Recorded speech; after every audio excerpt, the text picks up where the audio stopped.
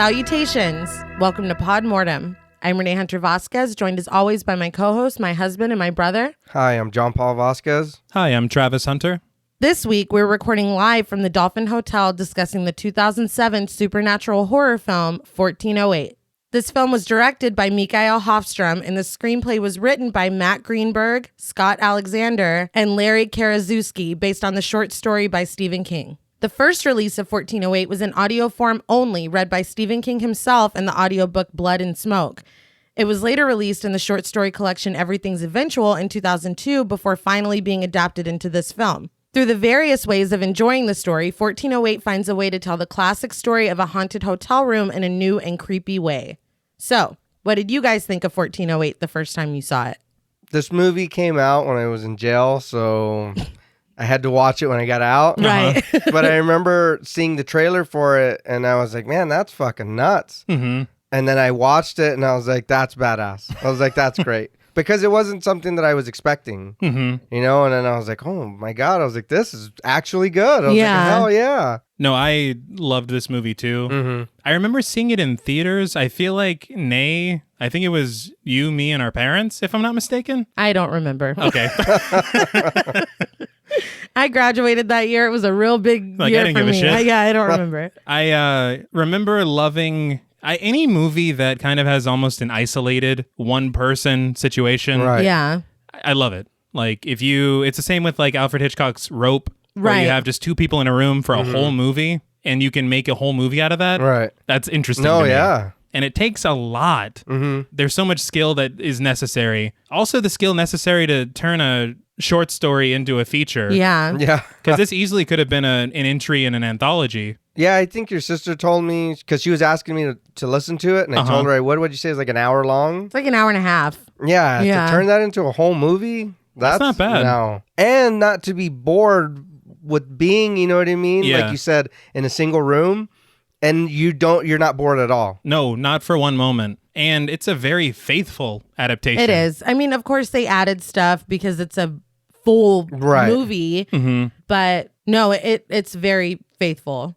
As for me, Blood and Smoke obviously was very close to my heart. It's my handle on everything. But I would listen to the story a lot. Well, we would with Mom, and it scared the hell out of me. And so, you know, you always have that mix of being really excited and really scared that they're going to fuck it up. Yeah, for sure. But what's really funny to me is the story itself. He wrote a couple pages of this for an example of editing for his book on writing. But that's all it was supposed to be, a couple pages to explain how to edit down, you know. But obviously it took a hold of him, and I'm glad that it did, because wow, it's a fantastic. I would recommend, you can even go on YouTube and find the one, him, and I'm not saying he's always the best narrator. me and Dad have like a running joke where it's like, I got a Stephen King audiobook. Yay. Oh, it's read by Stephen King. But he shines in this one to me. Right. No, he does well. And like I said, it's legitimately creepy. And John Cusack, it's like a one-man show. Oh, yeah. For, I would say, the majority of this movie. And he is phenomenal. I think that's what's so important about this movie, is that you need a lead actor that can carry this film. Absolutely, yeah. Because if it were up to anyone else that couldn't hack it, this movie would be horrible. Yeah. Oh, yeah. It's all up to him, and he does exceptional. No, he nails it. I think that another thing that really hooks me into this, because personally, of all the Stephen King adaptations I've seen, this is probably one of my favorites. That's totally fair. I think that what makes it so great is that you can tell that Håfström is a huge Stephen King fan. I wanted to talk about that as well, because I mean, you can see it. I know we're not obviously covering Gerald's Game right now, but like if you watch Mike Flanagan's Gerald's Game and you are a constant reader of Stephen King, you're like, oh, I get that. I get that reference. I get that. I know what that means. This is very much the same. Yeah, it reminded me of Mike Flanagan. Yeah, it's like somebody who clearly respects and loves the material, adapting it, rather than somebody being like, oh, we're doing the story. Okay, cool. Right. Yeah. And there's a lot of references to The Shining. There is. Specifically. Which, I mean, it kind of begs for it because it's Yeah, another it's a hotel. hotel. Yeah. It's funny because I read that they even filmed parts of this film at Elstree Studios in England, which is where The Shining was filmed. That's so cool. So it's like, that's funny. You took it a little far, but I appreciate it. Now, before we give this film a light turn, we would like to issue a warning for spoilers. Mortem is a very in-depth podcast, and in thoroughly discussing horror films, we have no choice but to spoil a thing or two. If you don't wish to be spoiled, please go watch the film, then come back and enjoy the show. If you've already seen the film or don't care about spoilers, then let's check in. So the film opens on a rainy night with the vehicle pulling right up in front of us and stopping with the title 1408 appearing next to it. Like through the headlights. I thought it was pretty cool because I'm like, we're getting straight to the fucking point. Yeah. I liked that because it was there and then it was gone. No, I agree. And that was it. And there's no pomp and circumstance. Yeah, and not to take anything, what was it, Insidious or whatever? Not to take anything from that because like it pops out and then the music's like super loud. But You're like this was, like this was there. Like you said, it's like we're getting into this right away. Yeah. But the vehicle backs up to a sign it passed, and we see that the driver is Mike Insland, played by John Cusack. And the sign reads that he's now leaving Fairfield County. And a preacher is ranting on the radio. Mm-hmm. But he consults his map and turns around, driving back in the direction that he came. Finally, he reaches his destination, the Weeping Beach Inn, and tries to check in. I liked that he was lost at the beginning. Yeah. But I feel like it's a bit of character development as to kind of tell you the kind of guy he is. He's kind of frantic. He's not 100% organized. Mm-hmm. Yeah. You know, and it's just these small moments that are letting you know who this character is before he even says a word. And right. We're getting to know him. Yeah. Without. Yeah. I had mentioned this before we started recording, which I probably shouldn't have, but I feel like they get to the characterization so quickly. Mm-hmm. We get to know who Mike Insland is almost immediately without them doing too much, without a bunch of expositional dialogue. Mm-hmm. They just did a good job. No, yeah. Yeah. But inside the inn, he is desperate to get his key to get up to his room, but the owners are not having it. They're like, no, let us tell you about, the history, the alleged haunted history, including a maid hanging herself on the stairs and a family that all died of tuberculosis in the attic rooms upstairs. And the look on his face is just kind of like, this is every day. Yeah. Like, this is nothing Yeah. new or frightening to him. He was just like, come on. Can I please have go my to the key? room. So he asks to stay in one of the extra haunted rooms, and they oblige, warning him to be sure he locks the door from the inside. I'm like, doesn't everybody do that? Yeah. Dude, I swear, every single hotel room, I would not want to stay in a hotel where the room locks on the outside. No. Yeah. That's hostile. Yeah. So finally, in his own room, he tosses his White Sox cap on the bed, which is bad luck. It is. For anybody keeping score. Along with this tape recorder, and settles an unlit cigarette into the bedside ashtray. Looks very methodical the Yes. way he does it. Yeah. But we see him sitting quietly, enjoying the mini bottles from the welcome basket before getting up and inspecting the room. There is nothing of note, and then he lays down and goes to sleep. So just like the Ghoul Boys from BuzzFeed Unsolved, this is a dream job Absolutely. situation. Like, just living the dream, and I am incredibly jealous. Yeah. I thought that too when I was watching it. I was like, that would be badass. Yeah. I was like, that It would be cool. so just cool. to go around the haunted places and let's see what's going on here. But in the morning, Mike talks into his recorder on his bed before we see him continuing to talk on it in the car, finally rating the hotel 6 out of 10 skulls before amending it to 5 skulls. Then he said, screw him. Yeah. Yeah. Why? What did they do? He was tired and they would not let That him is get true. up to bed. 5. They wouldn't shut the Yeah. fuck up. It's just funny to me that literally nothing happened. He got some drinks and he went to bed and he's like 5. 5 on the shiver scale. Well, I think as he was talking into his tape recorder, he was amending his passage for the book, making it sound scarier and Of course. scarier. Yeah. So that was my question, is like, he clearly doesn't believe in any of this. No. So what's in his books? Are they like saying that these rooms are incredibly haunted?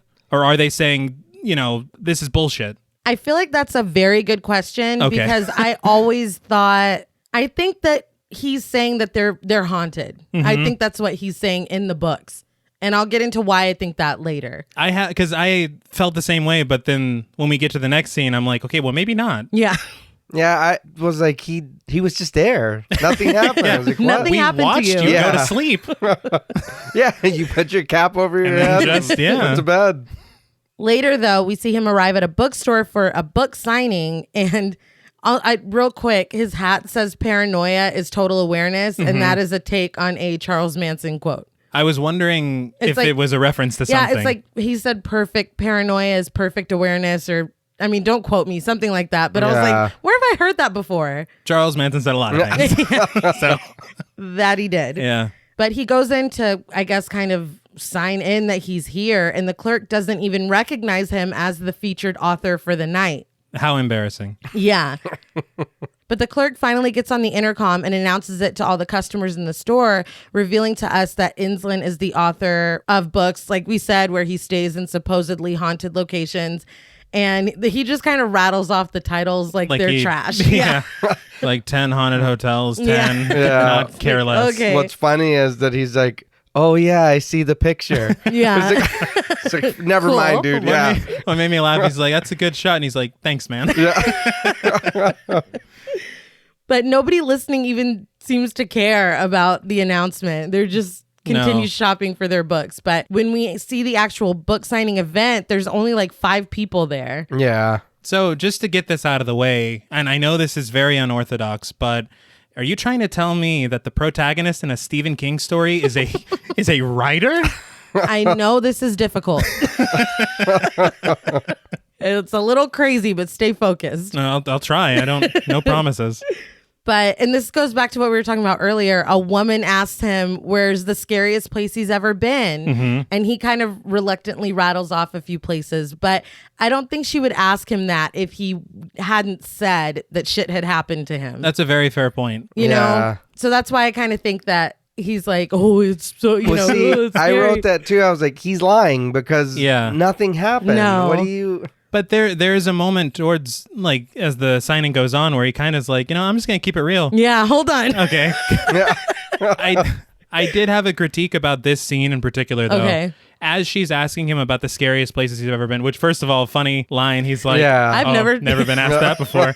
And she doesn't understand the sarcasm. He's like, that's a joke. I would have loved to have seen montages of these locations he's talking I about. totally agree. Because they just flash back to the hotel that he stayed at the night previous that we've already seen. And that nothing happened in. But imagine him actually going to the harbor and he's just looking bored there.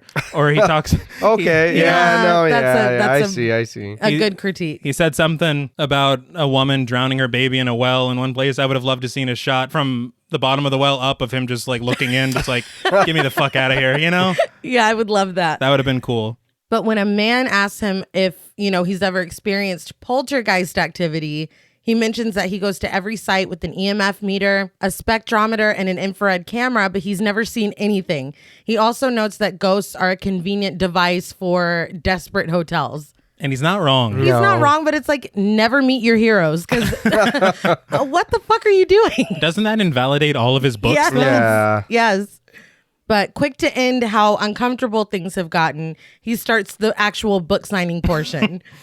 As he's signing a book for the woman who had asked him the question, the clerk comes over and asks where he can go to definitely see a ghost. And it's like, you weren't listening to any of No, this. not at all. But Mike tells him the haunted mansion in Orlando. And the guy's like, got it. Okay. He's like, I'm booking a trip tonight. But next in line is another woman, but she doesn't have one of his 10 haunted books. She has a novel called The Long Road Home that has an author photo of a young John Cusack on the back. I think that was the Say Anything days.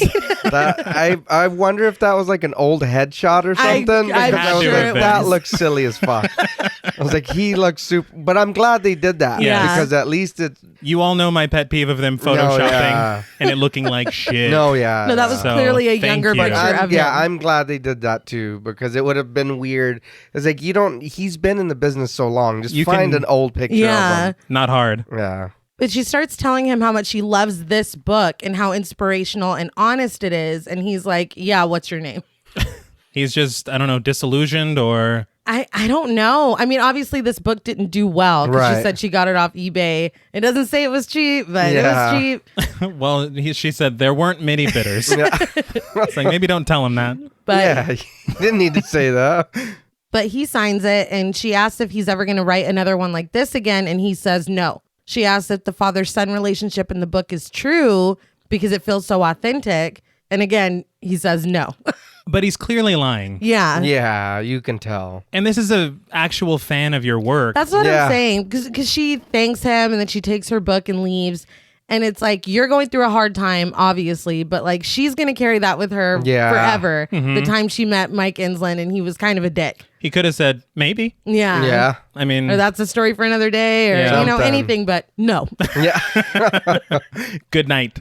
Thanks for reading. And also, he was saying, stay scared. Yes. Which George Romero, that was his shtick. And then you think about Creepshow. And so, you have those It's cute. ties. Next time we see him, though, he's at the beach surfing. He looks up to see a plane advertising cheap auto insurance. I was like, what the people do that? I thought it was a wasted opportunity that they could have put something else more foreshadowing on that plane. No, cheap auto insurance. Okay. That's not what the movie's about? No. Oh, okay. But then he's blindsided by a wave. He's taken under the water, and the next time we see him, he's lying on the sand and coughing up water. I just got to be flat honest. I don't know how surfing makes sense scientifically. So I'm just glad he was safe. That would suck, though, because that kind of does look fun, but I don't think I have the balance for that. I definitely don't. But another surfer runs over to him and is like, are you okay, man? And he just keeps coughing. Next, we see him at the post office picking up his mail from a P.O. box. And he talks briefly with the employee who's like, I read your book, man. That shit was scary.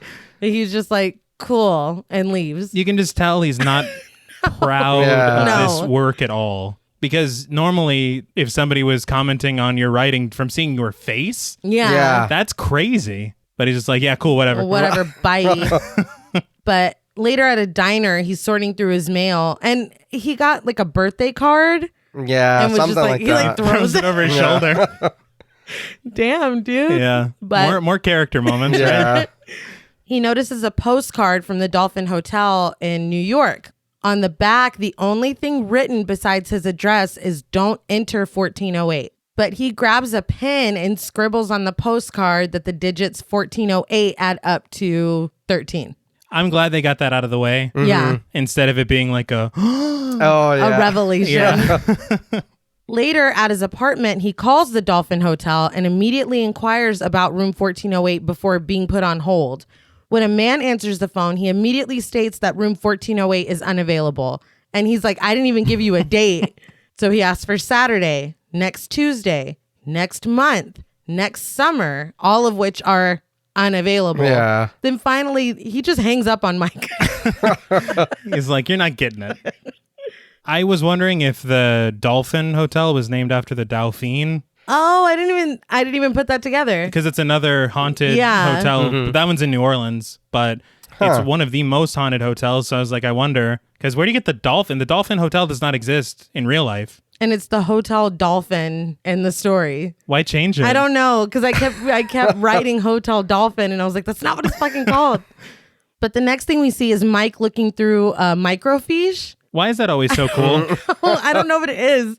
At old news articles, and he stops on one that reads that a factory owner leapt to his death from a hotel window. The date on the paper is December 6, 1938, and he adds that date to his list of notes. Mm-hmm. So we jump to New York to Mike's agent, Sam, played by Tony Shalhoub. Hey, it's Monk. Yeah. It is Monk, yeah. Very small role. And so he was barely in the this. jeweler in Men in Black. Hey, grow his head back.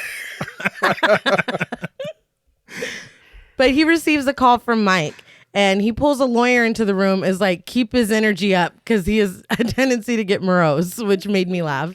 Which I can, yes. 100%. But Sam answers the call with praise about Mike's first 5 chapters of the book, but Mike immediately asks about the room situation. Mm-hmm. Apparently, this lawyer dug up a federal civil rights law that says that if room 1408 is not occupied, they have to let him stay there. The lawyer advises that if the manager puts up a fight, they can just sue. I read on IMDb that the law is basically true, There's only one reason why they can't let him stay in the room, and it's if it's unsafe to stay in the room. Like, I guess if like a socket's just belching sparks everywhere. Look, this ceiling falls in all the time. And so that's accurate. But the lawyer leaves, and Sam takes Mike off speakerphone to talk to him privately. And he asks if Mike is sure that he wants to come here. Mike says that it's going to be a great way to close the book, but Sam doubles down. It's New York, and after everything that happened, is he sure he wants to put himself through that? So we're like, okay, what happened? Yeah. It's a little expository. It is. I didn't really like the after all that happened. Yeah, I thought that too. Because Mike knows what happened. We both know what happened. Yeah, that's for me. But Mike says that he'll be fine. And Sam asks if he's going to call Lily. And Mike says no, he's going to be in and out like a demon's whisper. Did he drink from the beer bottle weird? A little. Yeah, it was a little dramatic. I don't know what was going on there. Because every single time I see somebody drink from a bottle in a movie, I'm like, do I not know how to drink from a bottle? What are you doing? Yeah, I'm fucking up. But the next thing we see is the Dolphin Hotel. Mm-hmm. Mike steps inside, and it's beautiful and huge, and judging by the clientele, very expensive. Yeah, it looks amazing. It does. From the onset.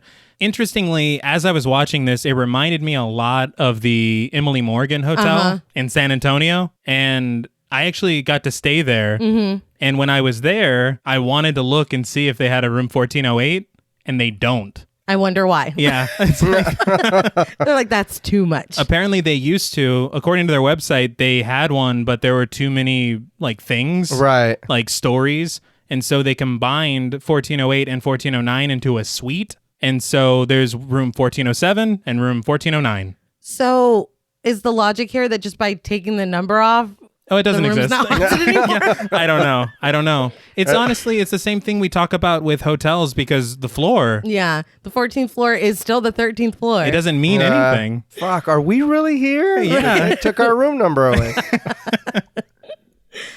But Mike walks up to the desk to check in, and when the clerk puts in his information, there's a note on the computer that says management needs to be alerted before she can check Mike into his room. She's like, hold, please. But she smiles and excuses herself over to the concierge, who says that he'll take care of the situation, and then he walks away.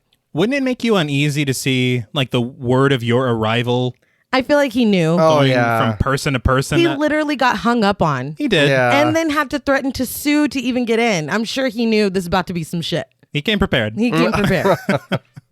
But while waiting, Mike notices a woman tending to a crying baby in like an old-fashioned stroller. Mm-hmm. It's like some Rosemary's Baby shit. Or pram for our British listeners. There we go.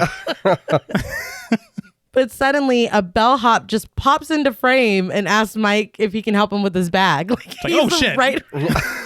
Who are you? You're too close, man. Yeah.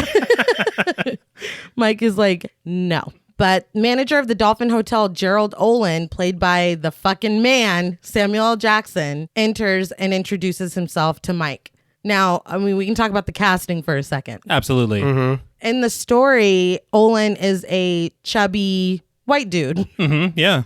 Who's like very unsure of himself until they get into his office, and then he's a little more assertive and sure of himself. Mm-hmm. So AKA the exact opposite. Right. Not Samuel L. Jackson. I think two things. One, Samuel L. Jackson said in an interview that what makes this, because this chemistry is fantastic. Yes. Between the two of them. What makes it work so well is that he's very calm and measured. Mm-hmm. And then you have the contrast of Mike Insland, who is just erratic and manic. Manic. That's the perfect word. Yeah. But it just works. But the interesting thing about that, because the casting obviously, like you said, fits not at all with the short story. Right.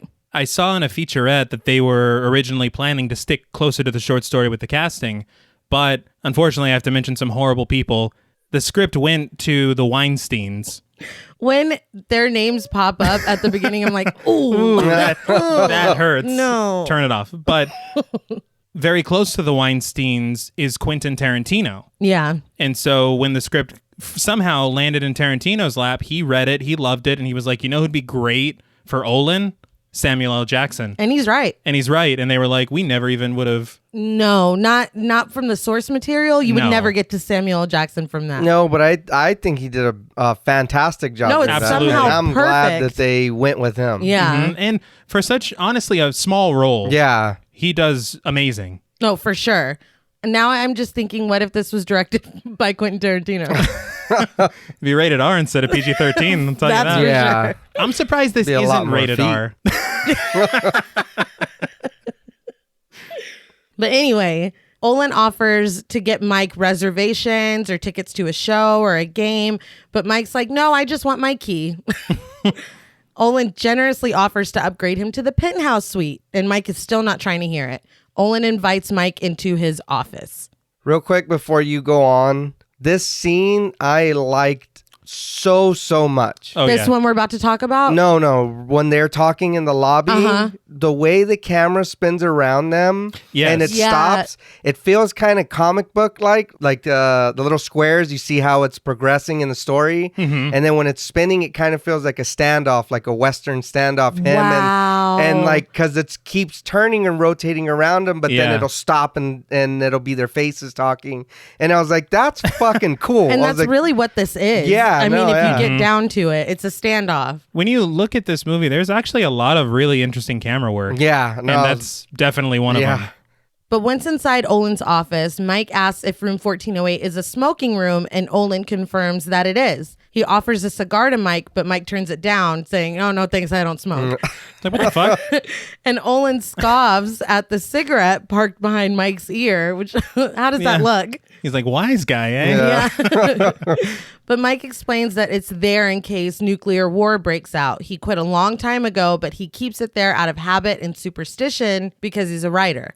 After confirming that Mike does drink, though, which was another funny little line. That's great. He's like, of course I drink. I said I was a writer. Yeah. It's that dry. Yeah. Like, John Cusack is great at that dry humor. But Olin breaks out an $800 bottle of cognac named Les 57 Décès, meaning the 57 deaths in French. Interesting. Mike recognizes that this is a bribe and makes it clear that he's still going to stay in 1408. Olin asks him how long he's planning. Sorry, there's a very funny moment here because Olin's like, how long are you going to stay? And Mike goes, how long? How long? It's like, why are you so mad? mad? What is this? And then he's like, oh, a night. Yeah. He says he usually stays for the night.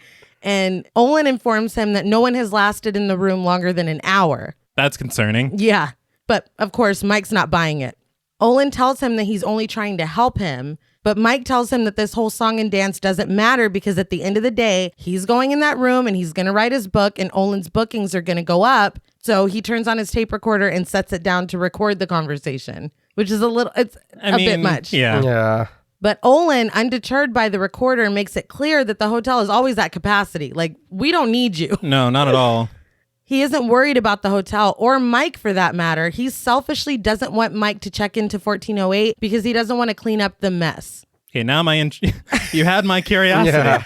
Now you have my attention.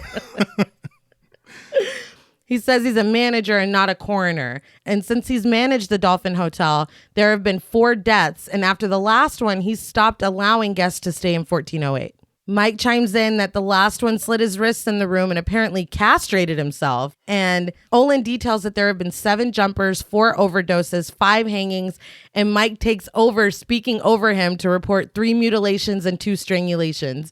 Then, rude as fuck, Mike picks up his tape recorder and speaks directly into it, describing Olin's dry recitation of the bloody history of the room. So just to be clear, they haunted that guy's balls off, man? Yeah. They did. That's fucking terrible crazy. Ghosts. Yeah. Just mean. Just let me be a jumper. Yeah. But Olin finally sits and asks if Mike learned about the 22 natural deaths in room 1408. He's like, I'm sorry, what? What was that? He did. He's not heard of it. That was funny. His research was not thorough. I have not been told. All told, there have been 56 deaths in room 1408. Interesting. Pulling out a dossier on the room, Olin explains that there have been numerous methods of natural deaths, including the case of one man who drowned in his chicken soup. And that man's name, interestingly, is Grady. So obviously a reference to The Shining. Take a shot. Take a shot. But also a man dying face down in his soup is a reference to The Stand. Yeah. So it's like you got a twofer. So this is what I'm talking about with this Mike Flanagan style of references. You know what you're doing. Exactly.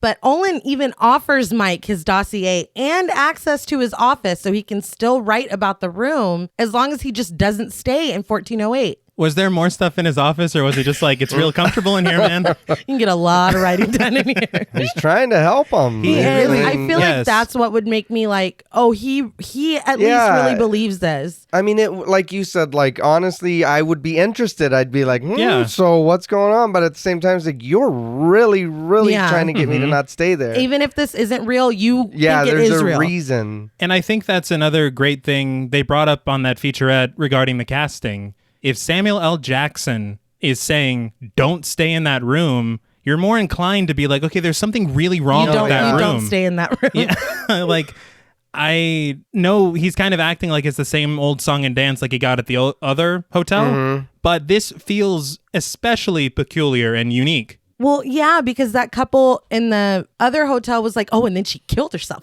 And then she, like, they were real excited for him to be there. This dude is like, you don't want to fucking go up there. No, they're like, you want to see this photo we faked? But so who sent the postcard? Yeah, I don't know. Oh, yeah. I didn't even think about that. There's theories, but we should probably talk about that later. Okay. But Mike mulls it over, or pretends to, and Olin pours him a drink of that expensive cognac. When he likes it, Olin's like, keep the bottle. It's like, damn. It's a bribe. It is. And he knows it is. But Mike puts it in his bag, finishes his drink, and he's like, I'm still staying. Olin's like, damn it. I thought that was funny. He thought he had him. He was like, damn it. He's like, I'm going to give him the cognac. And we're good. He should have been. But he gives him the dossier anyway, saying that once he reads it, he's not going to want to stay there. See, and this would make me trust him. Yeah. You know. Yeah. And Mike takes it greedy as fuck, though. He's like, oh, yeah. But as he's looking through the pictures, Olin tells the story of the first death in the room, a man who slit his own throat and then tragically tried to sew himself back together as he bled to death. He was a sewing machine salesman, right? Yeah. So, it's what he knows. Oh, I got this. It's funny, though, because as he's saying, and he tried to sew his throat back together, Mike's like, easy, man. He's like hovering over him. He is. But yeah, for the first time, Mike seems a little rattled. Olin tells him again not to stay there. 1404 has the same layout. He can take pictures there and no one would ever know. And Mike's like, my readers want the truth. It's like, stop. You're not even giving them the truth. No. But Olin reveals that he's read Mike's books and there's cynicism written by a talented man who doesn't believe in anything or anyone but himself, which nails it. Yeah. It's like Jodie Foster. How about you flip that mirror or whatever? Take a look at yourself. Yeah. Or maybe you're afraid to. But Mike's like, this meeting is over. He is, yeah. He was about to leave. But yeah, I feel like he touched on something there. Too and he's close. like, I want to get upstairs. And Olin won't let him. He says he actually liked Mike's book, The Long Road Home. And that's kind of the line for Mike. Yeah. He's like, I got outbidded, though. Yeah. I wasn't willing to spend much. No. Finally fed up, Mike demands the key to the room. He says he can stay in room 1408 because ghosts do not exist. And also, going full cricket, there's no God to protect us from him if there is. I mean, he's not wrong. I mean, there's no, I don't know if there's ghosts or not, but I mean. You backpedaled really fast. Well, I mean. He's right. I don't know if he's right. Well, you know what I mean? The whole time he's gone all these places, he hasn't seen anything. What do you expect? I understand the false sense of security, but like, clearly this dude knows something. But I mean, he's probably like, I'm not gonna, this ain't shit. Yeah, I mean, he's shaking his head like Shane Madej now. Yeah. We'll check back. Yeah. He might have a little Bugara in him later. Popping up. I do think that this is played out a lot more contentious in the film than in the book. It is, but I mean, it works better. He's a different character in the movie. And I like this interaction better because it makes it, the stakes are higher. And this is such a fantastic scene, watching the two of them play off each other. And again, like you said, they're in one office. It's just so good. But at this point, Olin finally accepts that he's not going to be able to talk Mike out of this. The next thing we see is him retrieving the key to room 1408. And when he gives it to Mike, Mike remarks that using an actual key is a nice touch because most hotels have moved to magnetic cards. And Olin's like, oh, we did too. Don't get it twisted. Yeah, electronics don't work in room 1408. Mike remarks to his recorder that Olin says the Phantom in room 1408. And Olin's like, I never said Phantom. You knocked that off. He says that's not what's in room 1408. It's not anything like that. It's just an evil fucking room. Which I love that line. You better give Sam Jackson the F-bomb. You have to. You have to. I feel like then... When he said that, then I'd be like, maybe I fucked up. Or said, 1404, right? Yeah. Because it's not like that. Like we're saying, oh, ghosts or whatever. Yeah, he's like, I never said that. No. The room. And that's 10 times more frightening. Yes. No, yeah. For sure. But they get onto the elevator and Mike asks why they don't just close the room. Olin explains that the company just pretends there isn't a problem. Just like we said, hotels pretend there's no 13th floor. After saying that the room must be filthy, Olin corrects him.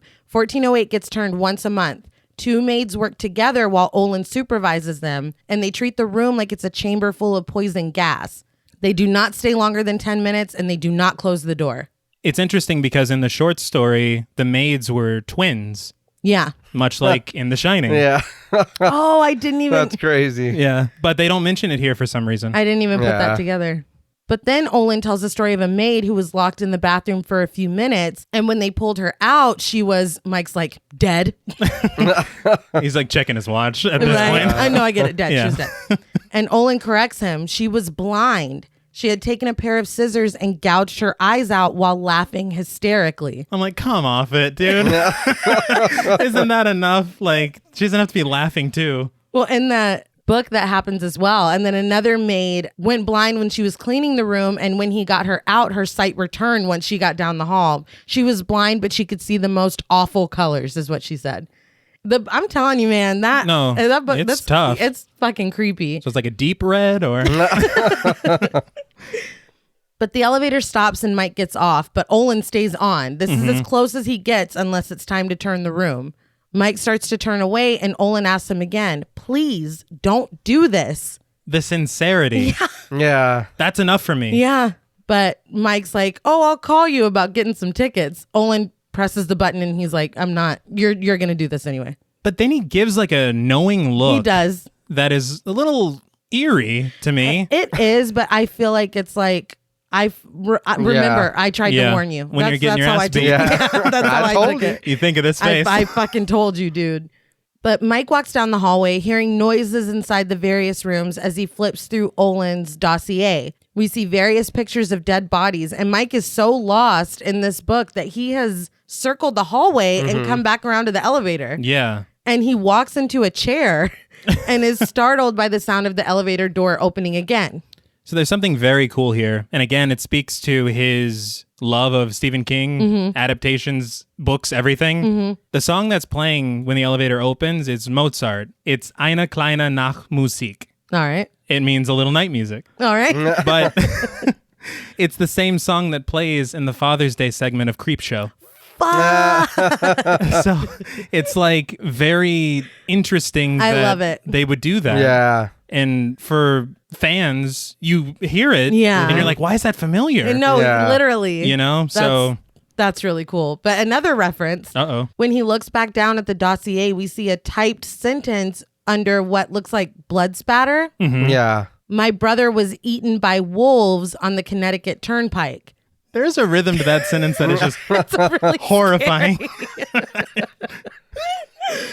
But in the story 1408, Mike's brother died of lung cancer, which is why he quit smoking. Okay. And I say that I read it too. Interesting. Oh, wow. But when he gets in the room, the last intelligible thing he says into the tape recorder is, my brother was eaten by wolves on the Connecticut Turnpike. And he's like, Why the fuck did I just say that? But doesn't he laugh it off? Well, yeah. I'm like, you're crazy. It's like, there's something so creepy about, I don't know why it's creepy, but it's creepy. I don't know. It's just a certain combination of words. Yeah. But it's a direct reference to the story without, making it dialogue. In your face. That's pretty cool. I thought it was cool. I did notice that a lot of his defense to Olin was stuff that he said to himself later in the room in the story. Yeah. Which is interesting as well. Yeah.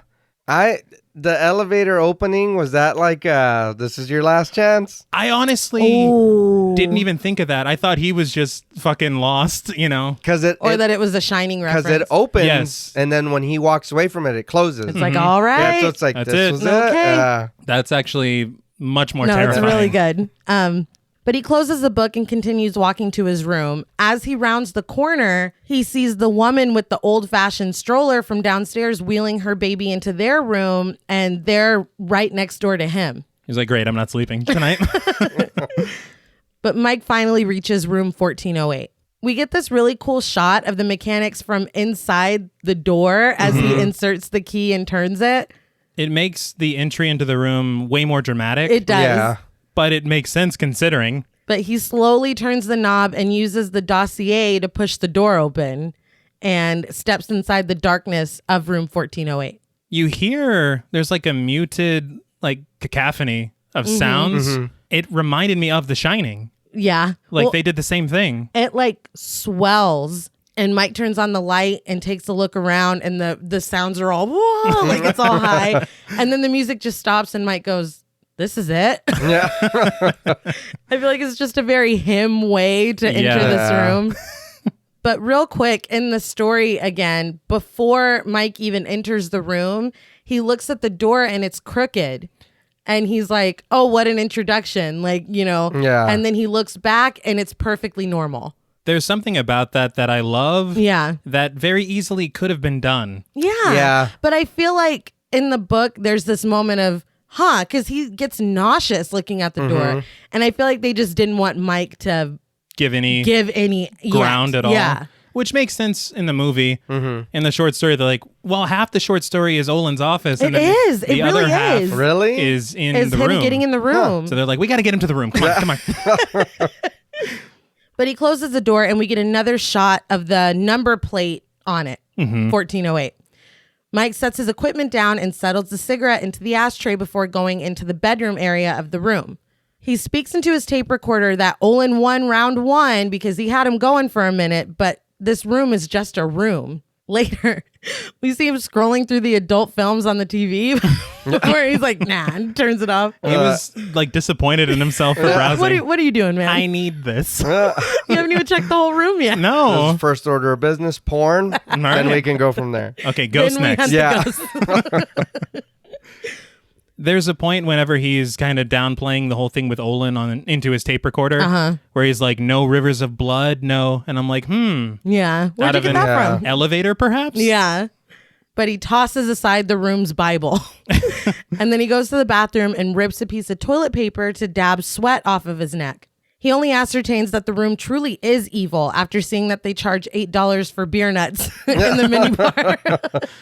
He tries to change the thermostat because he's clearly hot, but it seems to be stuck. Later, sitting on the bed and speaking into his recorder, he surveys and comments on the unremarkable room. Regular carpet except for a stain, a painting of a boat lost at sea, a painting of an old woman reading a book to children while a woman with a baby watches. He says a group of deranged children. Yeah. They're literally just there. I don't know. It made me laugh. Yeah. And then one more painting of The Hunt, which I don't know if that's a real painting or not. I'm not sure either. I probably should have researched it for this. I Googled it and the only thing that came up was stuff about room 1408. You're like, no. Yeah. I did see there was a stain of water damage under the painting of the ship. Oh, so interesting. That's awesome. But he doubles down on how unremarkable and boring the room is before smugly telling his tape recorder, it does have its charms. The smuggest fucking face ever caught on film. I just love his performance so much. It's fantastic. But he goes over to the window and remarks to the recorder how boring the view is. He cannot be pleased. As he's leaned out the window, the clock radio comes on, loudly singing "We've Only Just Begun" by the Carpenters. Dude. This is an amazing moment. Mm-hmm. Yes. The room using music. Literally saying, "We've only just begun." Oh, you're bored? Don't get it twisted. Just you wait. Right, he was trying to psych himself up and just like, this is nothing. He was. Yeah, you'll wish you were watching porn. But yeah, it's time to panic. Yes. It's like, Yeah. Absolutely. But he jumps, startled, hitting his head on the window. He turns around to see that not only is the radio on, but the pillow he was just sitting against on the bed is neatly flattened with 2 mints on top of it. No. Already. See, maybe this is why I can't have this job. I can't be one of the ghoul boys because I'm like, Mr. Olin, check You please. win. But he didn't hear the door open. He didn't hear nothing. No. He didn't hear anything. Yeah. He didn't hear nothing.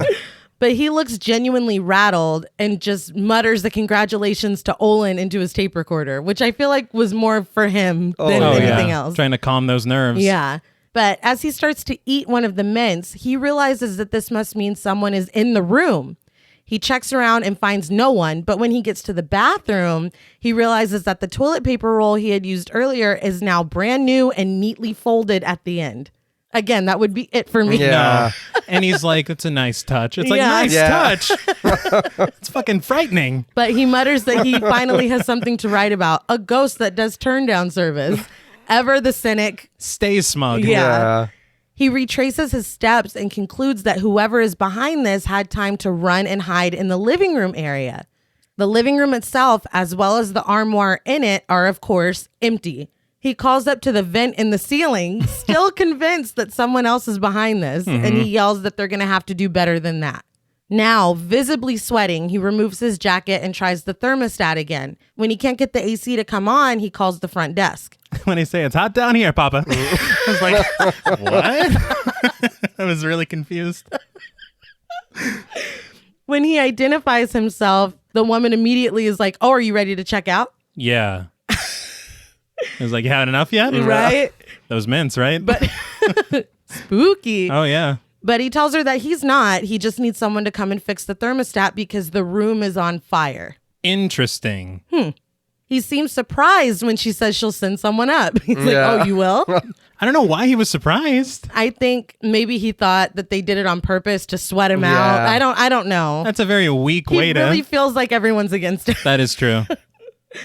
But after he hangs up, he hears the baby fussing in the next room and the baby's mother humming to it. He picks up his recorder and muses into it. How many thin walls have they been through together? He says that hotel rooms are naturally creepy, citing how many people slept in that bed before you? How many of them were sick? How many of them lost their minds? How many of them died? Which, when they put 1408 in Everything's Eventual, that is directly from Stephen King's intro to the story. He wrote that saying, hotel rooms are fertile ground for horror. I think the thing about that is it kind of makes this story kind of universal. Because now every single time I stay in a hotel room, I think of this. Yes. Oh, yeah.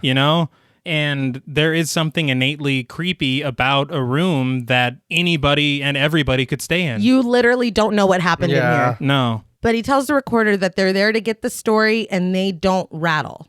The next thing we see is Mike going over the room with the UV light, which I liked because he talked about having all this equipment and he, so far as scrolling porn and getting scared by the radio. And using a tape recorder. Yeah.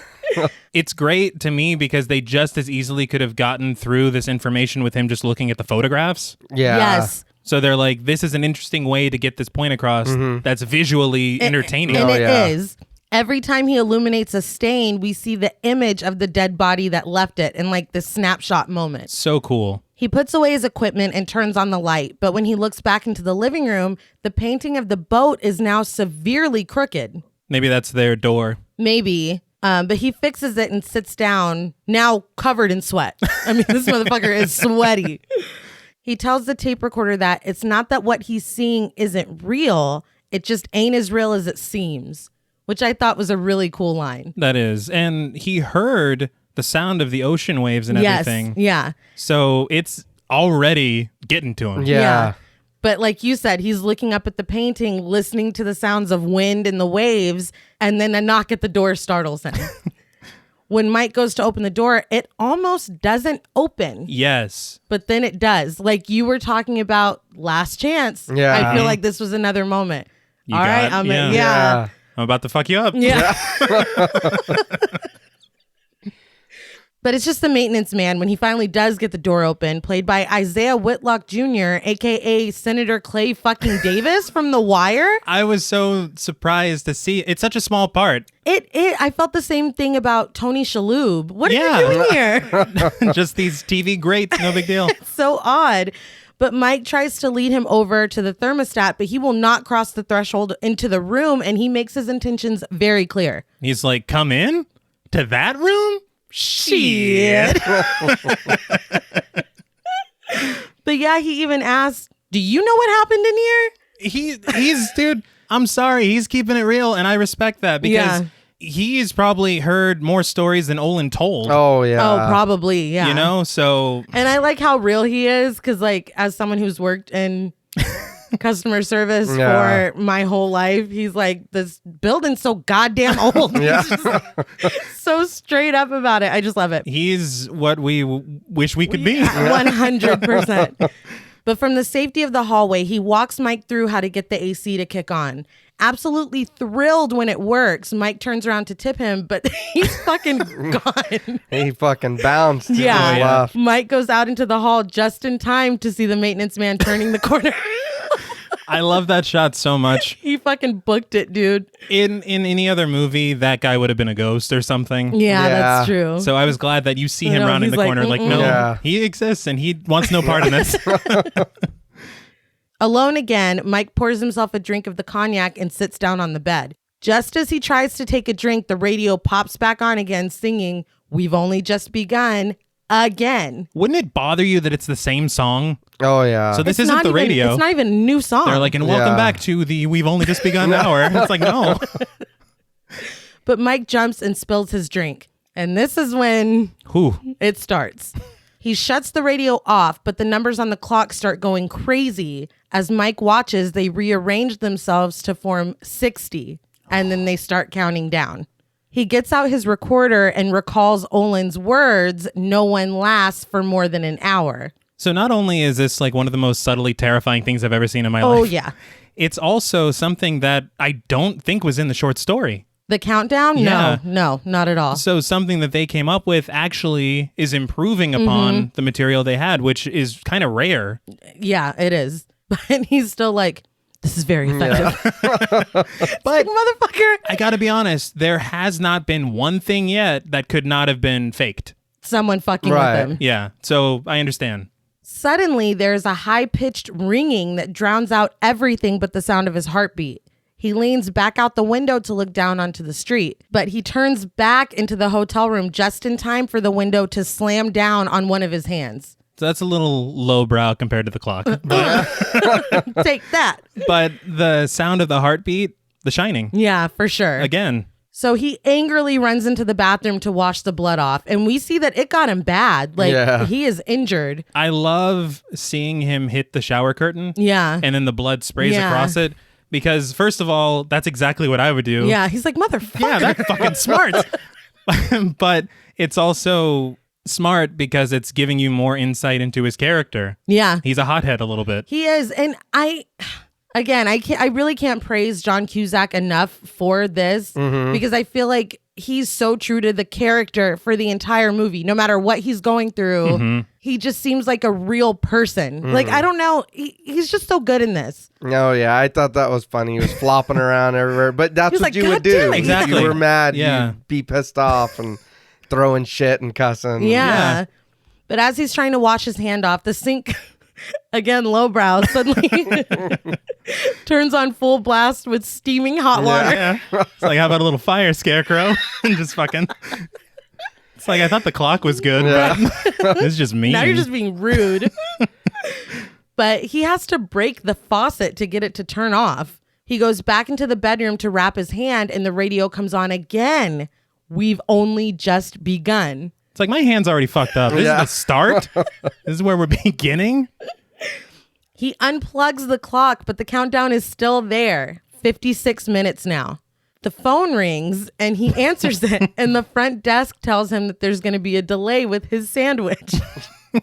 When he says he didn't order one, she starts giving him options for his side.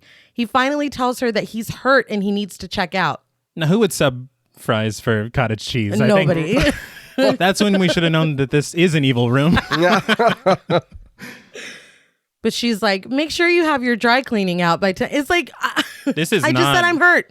But he finally yells at her, calling her a bitch and an idiot and telling her he needs a hospital. When he finally threatens to sue her, she asks if he would like to be put on with Olin. He's like, yes. Yeah. He's left on hold before the line just hangs up. I was like, jeez, They're mean man. at this hotel. I did like that he's actually like, no, I'm checking out. Yeah. He's like, I'm hurt. He's not being petty. Exactly. Yeah. To like say, I have to prove to Olin that... I said I was going to stay the night. No, it's like, I'm getting the fuck out of here. Yeah, but he says they win. He starts gathering up all his stuff and runs to the door, but he can't open it. He tries to unlock it with the key. The key breaks in the lock, and the part that's still in the lock gets pulled through the other side.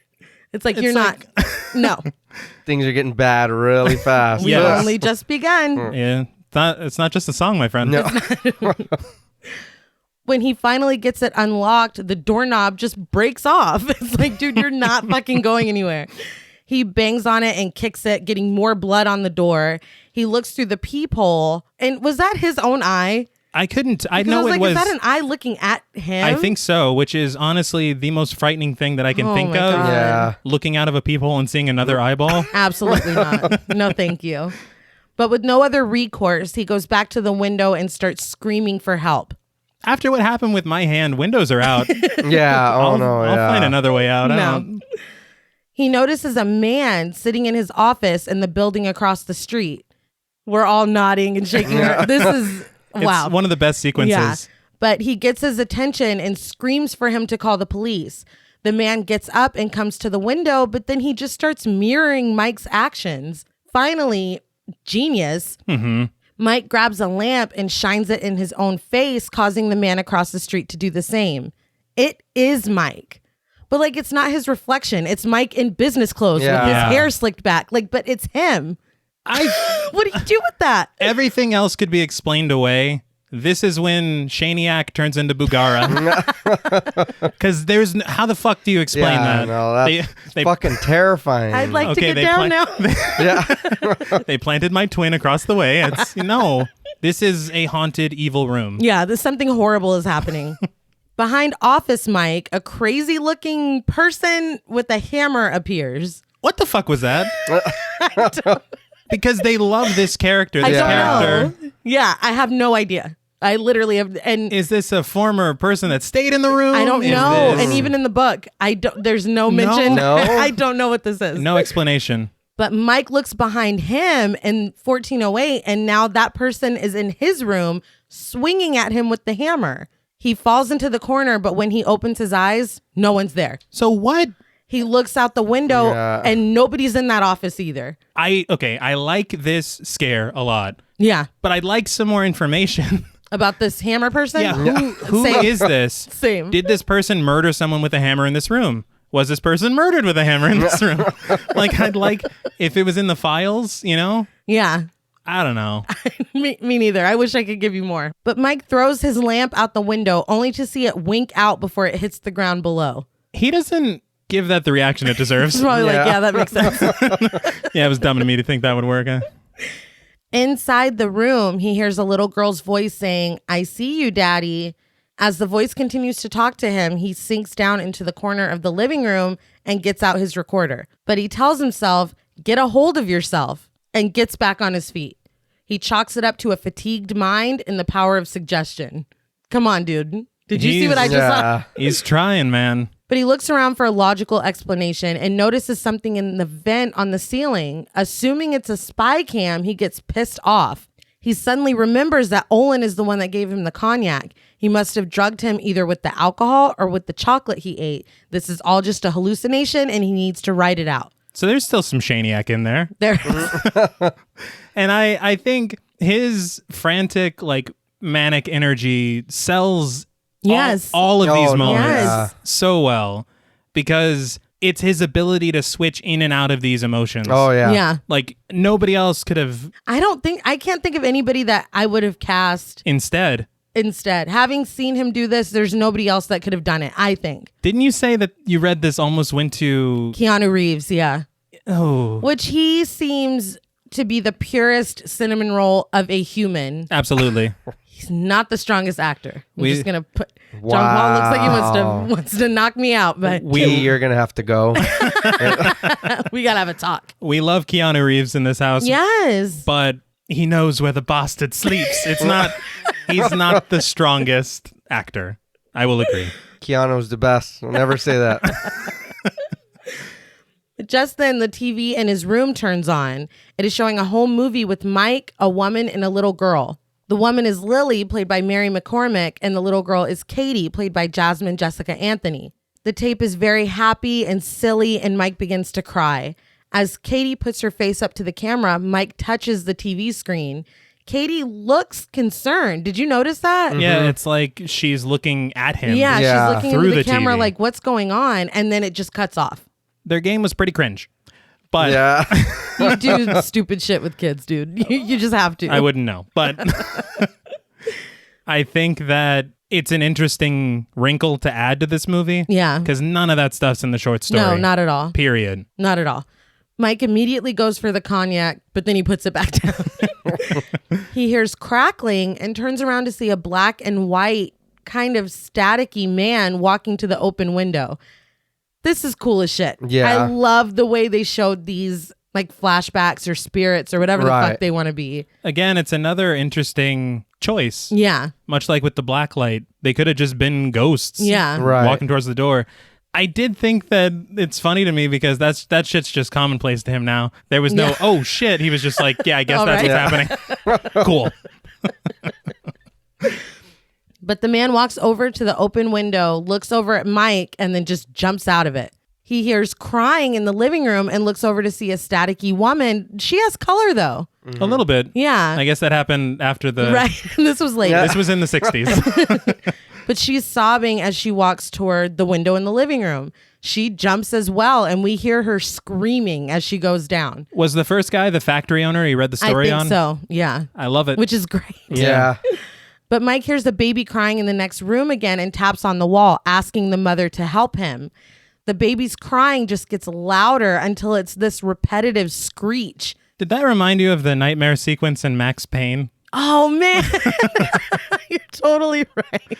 Where you just wanted it to end. But no, seriously. Can we wake up, please? It was very reminiscent of that. I know, I sincerely doubt they played Max Payne and then were like, let's do we're that. using that. But it was just reminiscent. But Mike throws a chair at the wall and the crying finally stops. He hears a man crying and sees steam coming out of the bathroom. We hear the man say, "I wish I was dead." And then Mike goes into the bathroom. It is now much bigger than it was before, and it looks like a room in a hospital.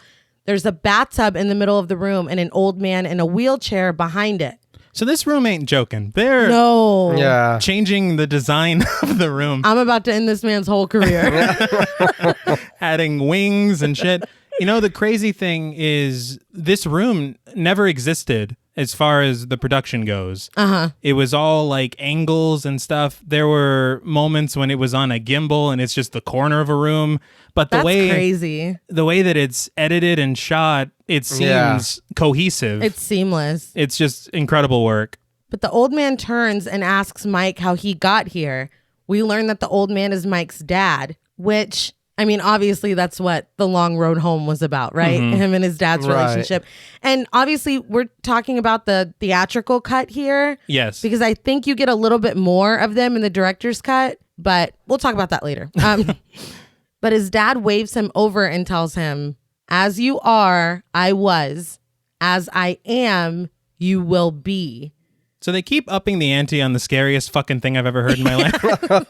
Because that's up there. But then he smiles at him. And then Mike backs away and he's now just in the regular ass bathroom. So Who hurt this room? Yeah, that room. What are you working through? Like, why does it have to be so personal? Wife, kids. It's too much. Dad. It's too much. Damn. Yeah. Later, Mike tells the tape recorder that maybe none of this is real. It might all just be a nightmare. He tries to remember the last time he slept, and he can't. He can't even remember what he had eaten or how he even got to New York. Just then, he sees that the wall in the bedroom has cracked and blood is seeping and running from it. It looked like coffee to me. I'm assuming it was blood. Yeah, I was like, is that oil? What the fuck is that? It's from the tanker on the wall. Right? He touches it, the blood getting on his fingers, and he asks if it's true that you can't die in your dreams. Whoever said that? Nobody. He leans back out the window, rationalizing that the shock would just wake him up and he wouldn't actually die. He goes back inside and consults the map on the wall. As the wall continues to bleed, he figures out that he needs to only walk 18 feet on the ledge outside to make it to his neighbor's window. As he climbs out the window, he makes a note into his recorder that if he slips and falls, it was an accident. The room did not win. Now, this little portion is very reminiscent of Cat's Eye to me. The ledge, yeah. Yeah. That's all I was thinking about. Even the shots of him with the city behind him. Yes. You're like, this is Cat's Eye. Literally. But Mike creeps along the side of the building. There's no fucking way. No. I'm dying here. No. That's fine. We're taking our chances inside. Counting his steps and realizing that he should have reached the other window by now, he takes a look. There is no other window on the entire side of the building. Upstairs, downstairs, no. There's no more windows. That's bullshit. Like, for real. Dude, the room is cheating. Yeah, it's like, stop. Come on, dude. You found a loophole. Yeah. At least like play fair. But a horn honks and he nearly falls. The camera pans out to show that the two windows connected to 1408 are the only windows on the building at all. Great visual. Yeah. Again. Oh, yeah. It's horrifying. In a full panic, Mike creeps back along the building to his window. I'd probably throw myself off. Yeah, fuck it. Shit, I dude. mean, what can you do now? Well, I mean, I'll probably wink out like that lamp and just be back in the damn room. As he tries to climb back inside, the woman that we saw jump before swipes at him. Why? Well, I don't know, because she didn't do that before. No. But he falls, barely catching himself on the ledge. He hangs there as we watch the woman climb up onto the window and jump again. But again, she winks out before hitting the street below. She does a flip. Yeah. She does. 10 out of 10. A for effort. Mike climbs back up and makes it back into room 1408. As he hits the ground, the window just slams shut. Like, bitch, you thought. Yeah. No more windows, though. No. Yeah, We're done. Fool me once. Yeah. He looks back at the map on the wall and the rest of the floor is completely black. The only thing on the map is room 1408 with a mocking note. You are here. I love this so The much. pettiness of this room. He's like, you thought you were smug. Check this shit out. You just met your match. He looks out the peephole and sees a brick wall. It's like, this can't get any worse. Well, I miss my old friend the eyeball at this point. Suddenly the lights dim. The living room window opens onto a brick wall now with the words "Burn me alive" scratched into one of the bricks. Interesting. Yeah. I wonder the story behind that. Who put that there? Yeah. The room's not fucking giving pointers. You know? I don't know. Maybe it's Chris Kattan from House on Haunted Hill. Pritchett, you genius. Yeah. But the window in the bedroom just no longer exists. It's just not there anymore. It's just wall. Mike rewinds his tape recorder to hear himself note, strangely, the bedroom has no window. I did not say that. He throws the recorder but pulls himself together as he hears a woman speaking in the other room. When he looks in, the living room is now a doctor's office and he and Lily are sitting inside, devastated by an apparent diagnosis. The camera pans over to show Katie in a hospital bed. Mike, now in room 1408, whispers her name and she looks up, but then the lights go completely out. It's just black. Mm-hmm. As Mike fumbles blindly in the dark, we hear Katie calling out to him for help. He gets the lights back on and the crazy person with the hammer is there for a second and then they're gone. Dude, I'm like, oh my God, get the fuck Who out of are here. Like, Who are you? I'm so confused. But the room is now 45 degrees. It worked a little too well, I guess. Yeah. He tapped a little too hard. Yeah. Mike sees that his phone has no signal and takes out his laptop. He's able to video call Lily. Now, I've seen some criticism that his laptop shouldn't have been able to work. Right. I think it's pretty obvious the room wanted his laptop to work. Right. Well, fucking ghosts shouldn't be able to jump out of windows either, but here we are. Here we are, dude. But Lily says it's like seeing a ghost because they haven't talked in a year. She tries to get off the call because she's at work, but he stops her. He tells her that he's trapped. She answers a work call and starts to walk away, but he begs her to call the police. He finally tells her that he's at the Dolphin Hotel here in New York and to send the police. I understand that he needs to have this conversation with his wife, but I feel like it would have made more sense for him to call his agent. Yeah. Because his agent knows all this already. He doesn't have to waste time explaining, okay, I'm in New York. Yeah. Well, I mean, I guess that's true. But in my mind, it's like once you've been married for whatever, like that's your person that you think of when you need help. I do not know this. I just feel like even if they're separated or whatever, he's probably like as a default, Lily will take care of it. Or, okay. You know, that's fair. I do not know this. But she takes this opportunity, and I do not blame her, to chastise him for walking out on her and only calling now when he needs something. Which she has a valid point, but he asked her to call the police. Yeah, he's not like, you got $50. Like this. Oh, yeah. It's not a small need. No. Yeah. But he tells her that something's trying to kill him, and suddenly the ceiling sprinklers go off and the call disconnects. He's not happy. No, not at all. He breaks the sprinkler, making it stop, which I guess is just his solution for unwanted water. He already broke the sink. He did the same thing with the sink. Man, he's going to owe so much to Olin. Right. But he notices the ceiling vent again and unscrews it. It's funny the way he like hits it and then kind of hides. Yeah. It is hilarious. It reminded me of like a caveman trying to discover something. Very cautious. He's just so great in every moment. But arming himself with a knife and a flashlight, he climbs up into the vent. After batting away roaches, he crawls to the vent over his neighbor's room. He knocks on it and calls to her as we see her walking around trying to soothe the baby. He's like, lady, I'm coming in, dude. He's like, make way for Willie. Yeah. That just made me laugh so hard. Look out, I'm coming through. He's like, I am busting through. But he hears his own voice inside that room saying he's going out for cigarettes. Just then, the woman looks up at the ceiling vent and we see that it's Lily holding a baby Katie. That angle is haunting. Woo. Yeah. Of her just being like, it's me. Yeah. Nope. Surprise, bitch. But he crawls through the seemingly endless vents calling for help. But suddenly, a bald and spectacled mummy type person comes after him. Now, this took me a while. Dr. Satan? No. It's the sewing machine salesman. Oh, okay. So they're reincorporating all these stories. I'm like, who the fuck are you? Yeah, because I was like, is that a literal monster in the fucking vent? Why would they leave a monster in the vent?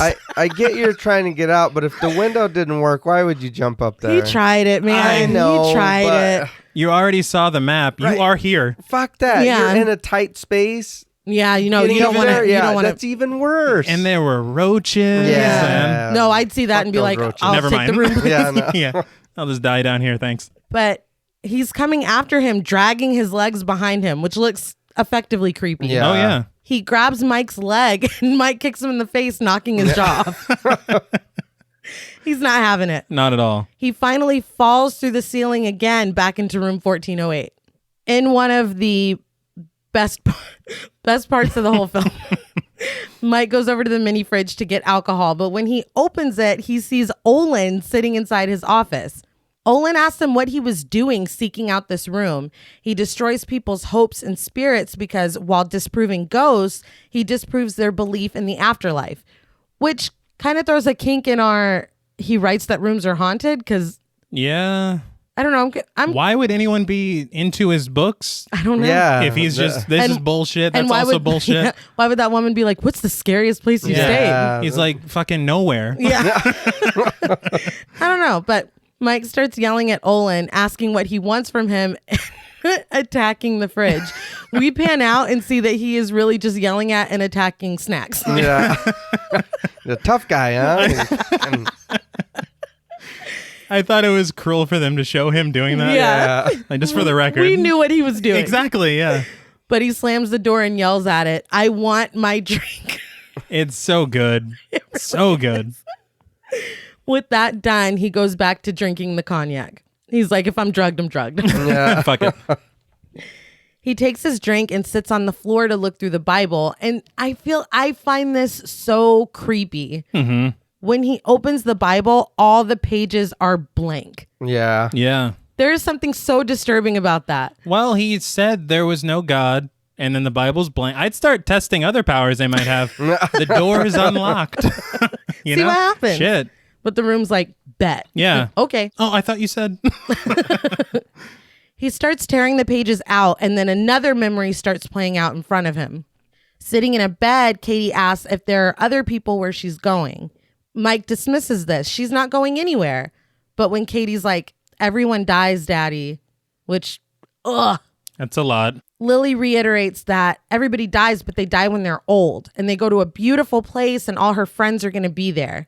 Katie asks if God is there, and Mike says yes. And even Katie's like, do you really believe that? And I was surprised that he said yes. Yeah. Something tells me at one time he did. That's a fair point. Yeah. That's a fair point. But it cuts to Katie's nightgown folded up on her bed. Lily is sobbing and Mike is yelling that they should have done more. They should have helped her fight instead of filling her head with stories of heaven. And this dude is fucking, of course, he's upset. He's pissed off. He's screaming. He's flipping the table. Uh-huh. And then he goes, I'm going to go get some cigarettes, okay? And we see him leave the room. Well, but you don't see his mouth say it. No, you just see him leaving the room. But he's like, rah, I'm going to go get some cigarettes. Like, it's so fucking calm and chill. It makes me laugh every time. And it's such a horrible, sad scene. But that makes me laugh every time I watch it. It's just bad editing. That's the only, I'm going to go get some cigarettes, okay? Yeah. Like, it's but he says it lovingly. Yeah. Like, do you need anything? It's like, what the fuck? Didn't you just flip the coffee table? We couldn't get another take of that? Or just have him leave without saying anything. You really didn't. You don't We know that he left her high and dry. We know that from the laptop conversation. Right. Yeah. You didn't need to do that. But now in room 1408, the fax starts ringing. When Mike goes to it, it's Katie's fucking nightgown coming out of the fax machine. Here's the room being a dick again. It's so fucking mean. It's unnecessary. But he cleans it in the sink, and when he realizes he can see his own breath, he goes back to the living room. Everything is covered in frost, and there's snow on the carpet. The thermostat says that it's below zero. The room's like, oh, were you warm? Were you hot? It's on fire, huh? Yeah. When we see Mike again, he's sitting on the floor drinking the cognac and burning the files from the dossier to keep warm. He shivers as he rambles into his tape recorder talking about the circles of hell. Yeah. As he finally concedes that he may be in hell, Lily's voice starts coming from his laptop. I didn't see him put that thing in some rice. No. The deleted scene? Or? That's in the director's cut. Oh, okay. Right. Okay. She says that she called the cops and they're at the Dolphin Hotel. They're in room 1408 and the room is empty. This is a lot. One thing I will say is it made me laugh when he was talking into his tape recorder. He goes, I'm afraid I can't express myself in this climate. Yeah. That's a great line. That. But Mike's like, I'm going to die here. Like, yeah, that's fuck it. That's it. She tells him that she can be there in 15 minutes. He looks back at the countdown clock, which reads 14 minutes. Great. He tells her that that's not enough time and to just not come. Out of nowhere, the screen in the corner is taken over by another version of him telling Lily, yes, come now.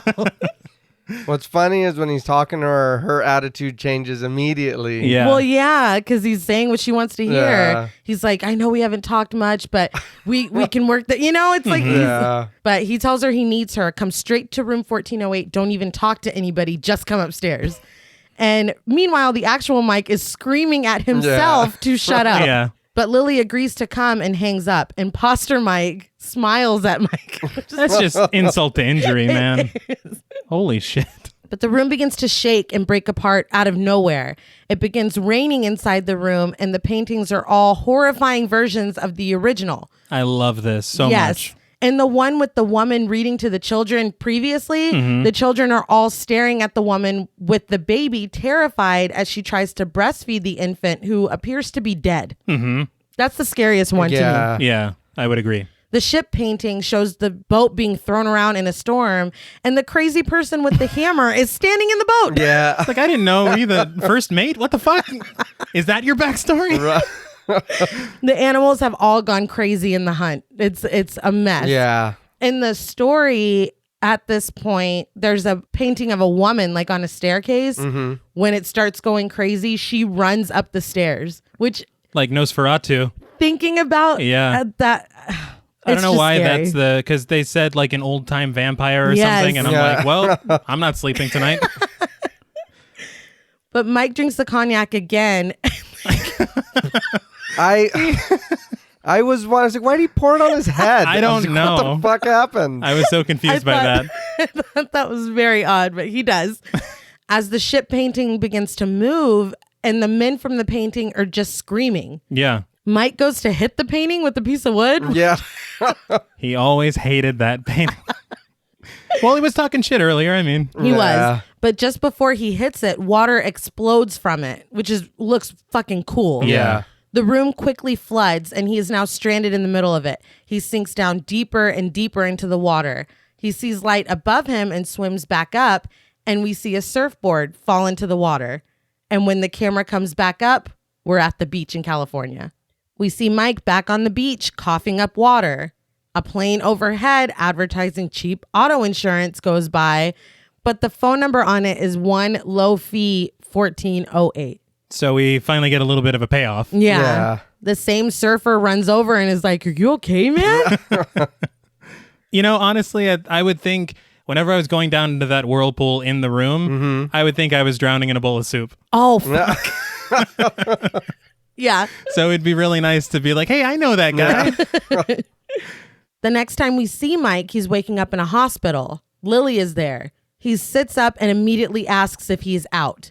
She tells him to relax. He assumes he's in New York, but Lily's like, "You're in LA.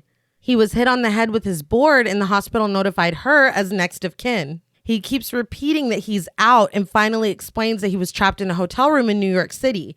He tells her that they spoke and she's like, that never happened. She's never even heard of the Dolphin Hotel. So wouldn't this make you a little suspicious considering they haven't spoken in forever and she's just here? Yeah. How long was I out? Yeah. Just swallowed a little bit of water. Yeah.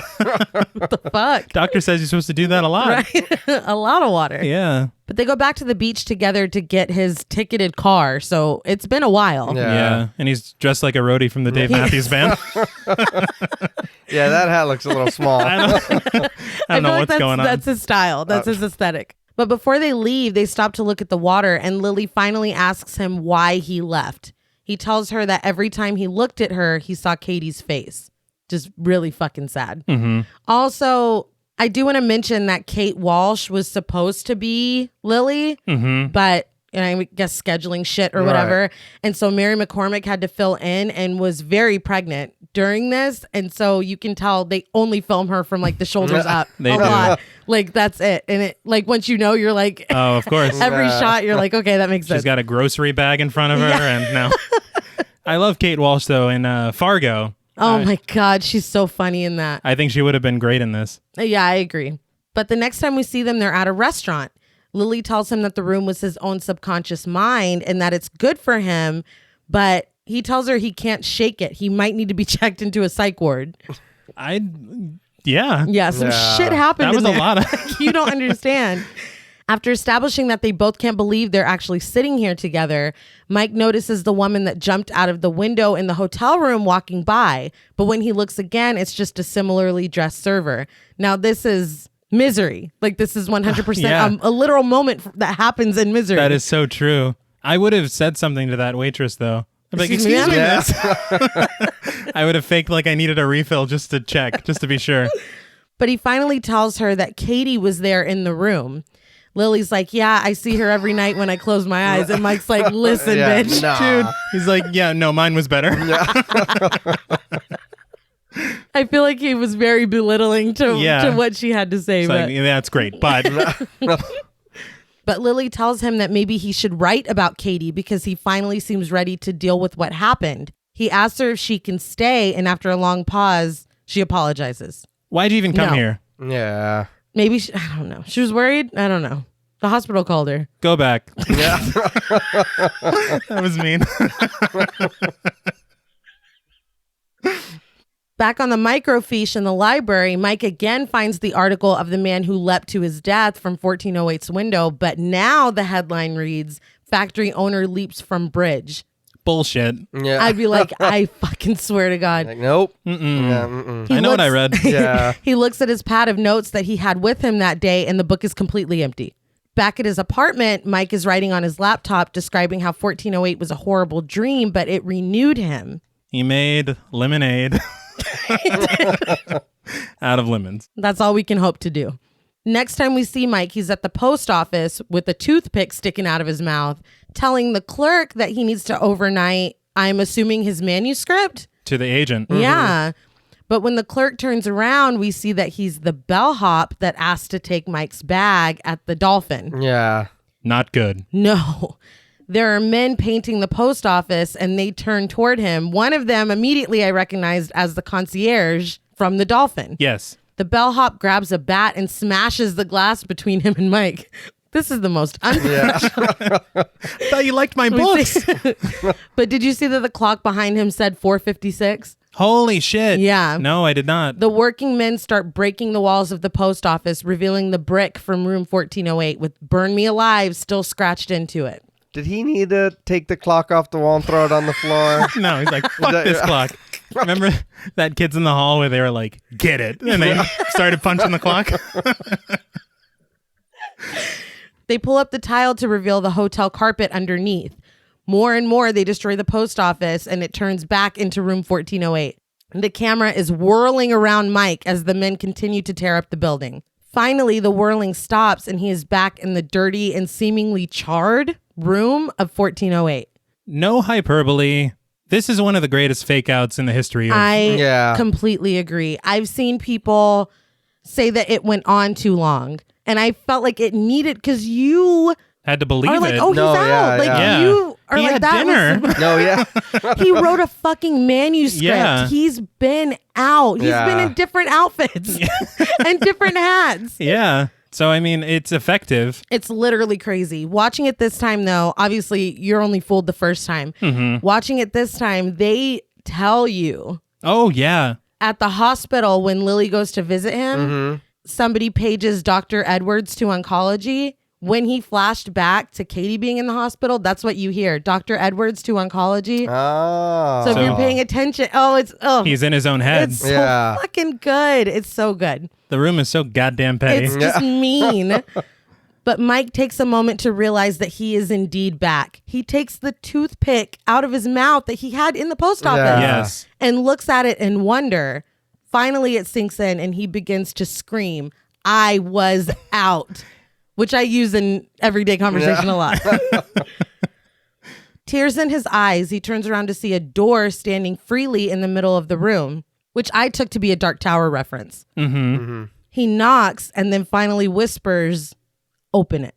See? And then it did open. It's like, You're right. with that Bible, he should have just tried The it. power of positivity. Exactly. And when it opens, the knob turns, which I don't appreciate. You were personally offended by. I was. But it reveals absolutely nothing but an impossible yawning blackness on the other side. And we hear the preacher that was on the radio at the beginning of the movie. So is that, to me, that's the room saying there's nothing left. I think so too. Or there's nothing on the other side. Yeah. We hear a little girl's laughter as the camera races through the darkness to get to Mike. We see from behind him as he's affected by whatever rushed toward him, right? Is that an Evil Dead reference? But we see that the door is no longer there at all. Right. We hear Katie's voice call to him, and he turns around cautiously to see her standing on the other side of the room. Meanest fucking thing that the room does. I'm going to say, move over, Ric Flair. Room 1408 is the dirtiest player in the game. Yeah, no chill at all. No. None. She crosses over to him with bare feet crunching on the glass all over the ground. She tells him that she's cold, and he drops to his knees in disbelief. She tells him that she loves him and asks if he still loves her. And he tells her, of course, and opens his arms to hold her. And we see that blood is coming out of his nose and one of his ears. Well, the room said he's going to fuck him up, so he lived up to it. She goes over to him and he cries as he hugs her. She tells him that they won't let her stay, but he says they will. I'm like, who the fuck is they? Yeah. He says no one's going to take her from him again. She tells him that she wishes the three of them could be together, and sobbing, Mike tells her that they can. Suddenly, she goes limp in his arms. Absolutely terrible. Yes. Is this actually her spirit? I think so. Because that's what I believed that. And I think that it was taking the vessel of her own form, and then she got swiped away, and it just left the vessel. Oh, my God. Because she said it wasn't going to let her stay. Right. Yeah. Ugh. That's awful. But he looks down at her, and she's dead. He sobs, saying, "You can't take her twice." He holds her to him, crying, and the radio starts again playing the same song. Just as the music starts, Katie's body fucking disintegrates into ash and dust. He tries to put her back together. Yeah, that. But it just creates more ash. Yeah. Which, honestly, I mean, that's kind of a powerful metaphor. Yeah, it is. Like, god damn, this movie's deep. Yeah. But Mike looks up from the cloud of dust to see light coming in from a crack in the wall. He proceeds to then trash the hotel like a fucking rock star. Yeah. He's done. Now, the sunlight, this orange light, is much more of a thing in the short story. Mm-hmm. So I feel like this is them, again, hinting at nodding things. To it, yeah. And I really appreciate that. Yeah. But as he smashes and throws everything in sight, we see the radio still counting down, and it's at 30 seconds. Mike falls to the floor, and the distorted singing on the radio continues. The clock finally counts down to 0. As it does, Mike looks around, and both he and the room are exactly how they were before the countdown started. The room is clean and new. He's wearing his Hawaiian shirt. He's all fucking clean. His hand's not hurt. Mm-hmm. Oh, my God. Yeah. So at this point, legitimately, I was like, okay. The room's like, look, you're an amazing adversary. You survived the hour. Yeah. I'm going to let you go. That's what I thought. Well, he looks over at the clock and the countdown goes back to 60 minutes. You motherfucker. Yeah. The phone rings. There's this tracking shot through the room, and we see that everything is clean and new, just as it had been. Again, a Steadicam shot floating through a hotel room. Yeah. The Shining. Yeah. Take a shot. Mike sits looking out the window and finally answers the phone, asking why it doesn't just kill him. And he's like so calm and defeated. He's like not mad anymore. The woman's voice calmly explains, because guests all have their own free will. He can choose to relive this hour over and over, or he can take advantage of the express checkout system. That's a very nice bow on what she means. I want to know did Sterling Cooper come up with that? It's toasted. Mike walks into the bedroom to see a noose hanging from the ceiling waiting for him. Now, this is just superliminal. Yeah. Let him choose. Jeez. He flashes back to the photos of all the hanging victims from the dossier, and it's like, oh. Okay. And in that moment, I was like, well, what the fuck did they go through for an hour? Yeah. All these people. Well, because this is obviously a very personal experience. Yeah, they don't know who Katie is. No. But he grabs the cognac and sees another noose in the bathroom. They're like, come on, dude. Yeah. You're not escaping this. No. His reflection in the mirror disappears. Cool, he's a vampire now. What that else? was his prize for staying the whole hour. Now you get to be a vampire. The room was impressed. He looks back at the bed and it has been replaced with 2 headstones. One for Katie that's filled in and one for him open and waiting. Now, did this remind you of It? Yeah, dude. Yes. So again, over and over. I love it. Right. In the mirror, he sees himself hanging from a bedsheet. They're like, in case you didn't put it together, this is what you should be doing. This plus you equals. He picks up the phone again, and the woman asks if he's ready to check out. He tells her, again, calmly, no, not your way, and hangs up the phone. It immediately rings again to tell him that Lily will be there in 5 minutes, and they're going to send her right up. Mike says that Lily is not involved, and it can't have her. He starts to hang up, but the voice distorts and tells him 5. This is 5. Ignore the siren. Even if you leave this room, you can never leave this room. Holy shit. Amazing line. And this is directly from the story. Mm-hmm. And he never got out in the short story, but he lived that. He left the room, but he never left the room. Yeah. So it's driving that point home that we saw that happen. Yeah. So they're fucking telling the truth. Oh my God. He drops the phone on the table and it begins to melt. And it looks cool as shit. It doesn't stop talking though. 8. This is 8. We've killed your friends. Every friend is now dead. Every friend? God damn, man. Yeah. Also... You were busy. Also, 5 + 8 is 13. Oh, shit. Oh. Fair point. But when Mike looks down at the phone again, it's completely normal and it's hung up in the cradle. He puts on his coat and pours himself a drink. He uses his handkerchief to make a Molotov cocktail out of the cognac bottle. We hear his voice say that he has lived a life of a selfish man, but he doesn't have to die that way. And if he's going down, he's taking the room with him. Admirable. Oh, yeah. He says this room may not be real, and he may not even be real, but this fire is. He lights the Molotov and throws it into the bedroom, yelling at the room to go to hell. In the hallway, the fire alarm begins to scream. Mike calmly sits down and lights his in case of emergency cigarette. He sits back in his chair and smokes, watching the fire spread. If there was ever an emergency. Oh, yeah. He said in case nuclear war breaks out. This is as worse. Close. Yeah. Panicked guests flood the lobby of the hotel. Outside in a cab, Lily pays her driver when he's unable to keep going. He's like, something must have happened. I don't know, lady. That made me laugh so hard. She's like, what's that? He's like, I don't fucking I'm here with you. Yeah. But she continues to the Dolphin Hotel on foot. Back in room 1408, Mike continues to smoke as the room sounds like it's howling. Mm-hmm. He tells it to keep quiet. He's like, I'm the captain now. Look at me. Look at me. Outside, Lily tells an officer that her husband is upstairs in room 1408 and he needs help. In room 1408, the sprinkler comes on in vain as the room continues to moan. Mike tells the room it's just wasting its time. He stubs out his cigarette and picks up his tape recorder. We're here to do the job, he says, and we don't rattle.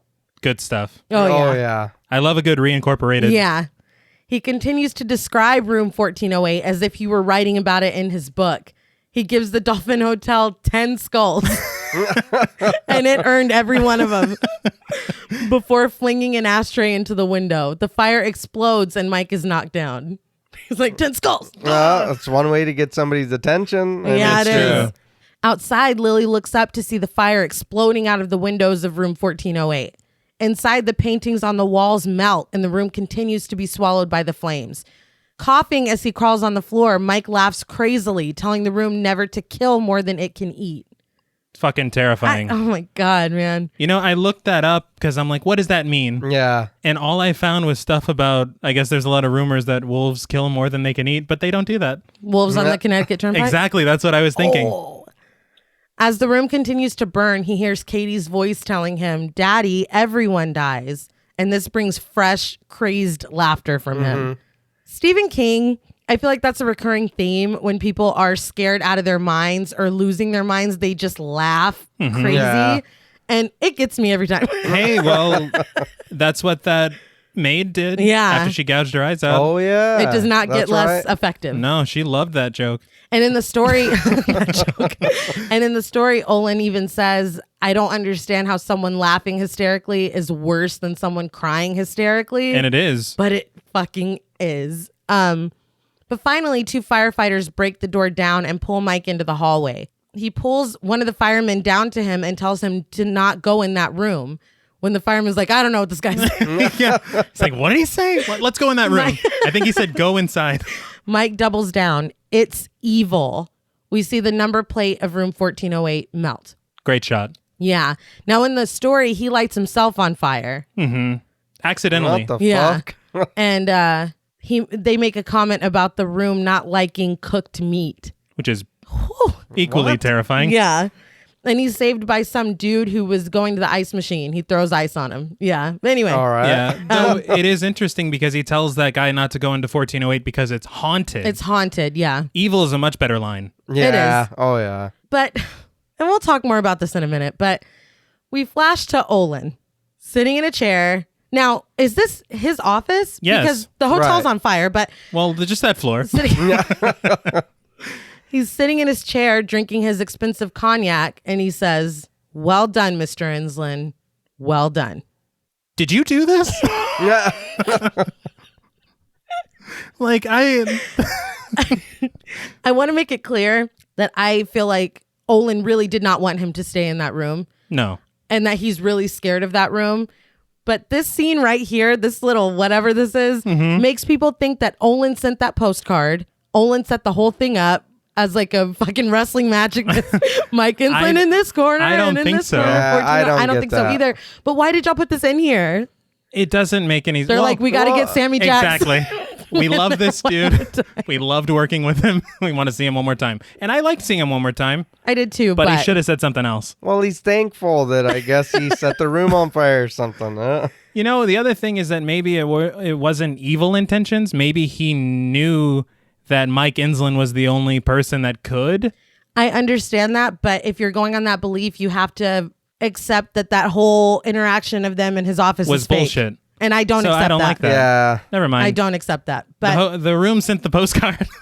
Yeah, I mean, obviously. Yeah, and then just lose that scene. Yeah, exactly. And I feel like it fits somewhere else. But we'll talk about it in a minute. All right. The next time we see Mike, he's in the hospital and he tells Lily that he saw Katie, but she says Katie isn't here and tells him he's in a hospital. This time he asks if the hospital's in New York and she says yes.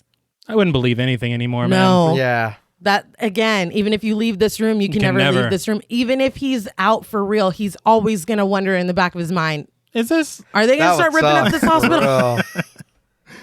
She tells him that old wiring started the fire, and Mike is like, are you really here? Yeah.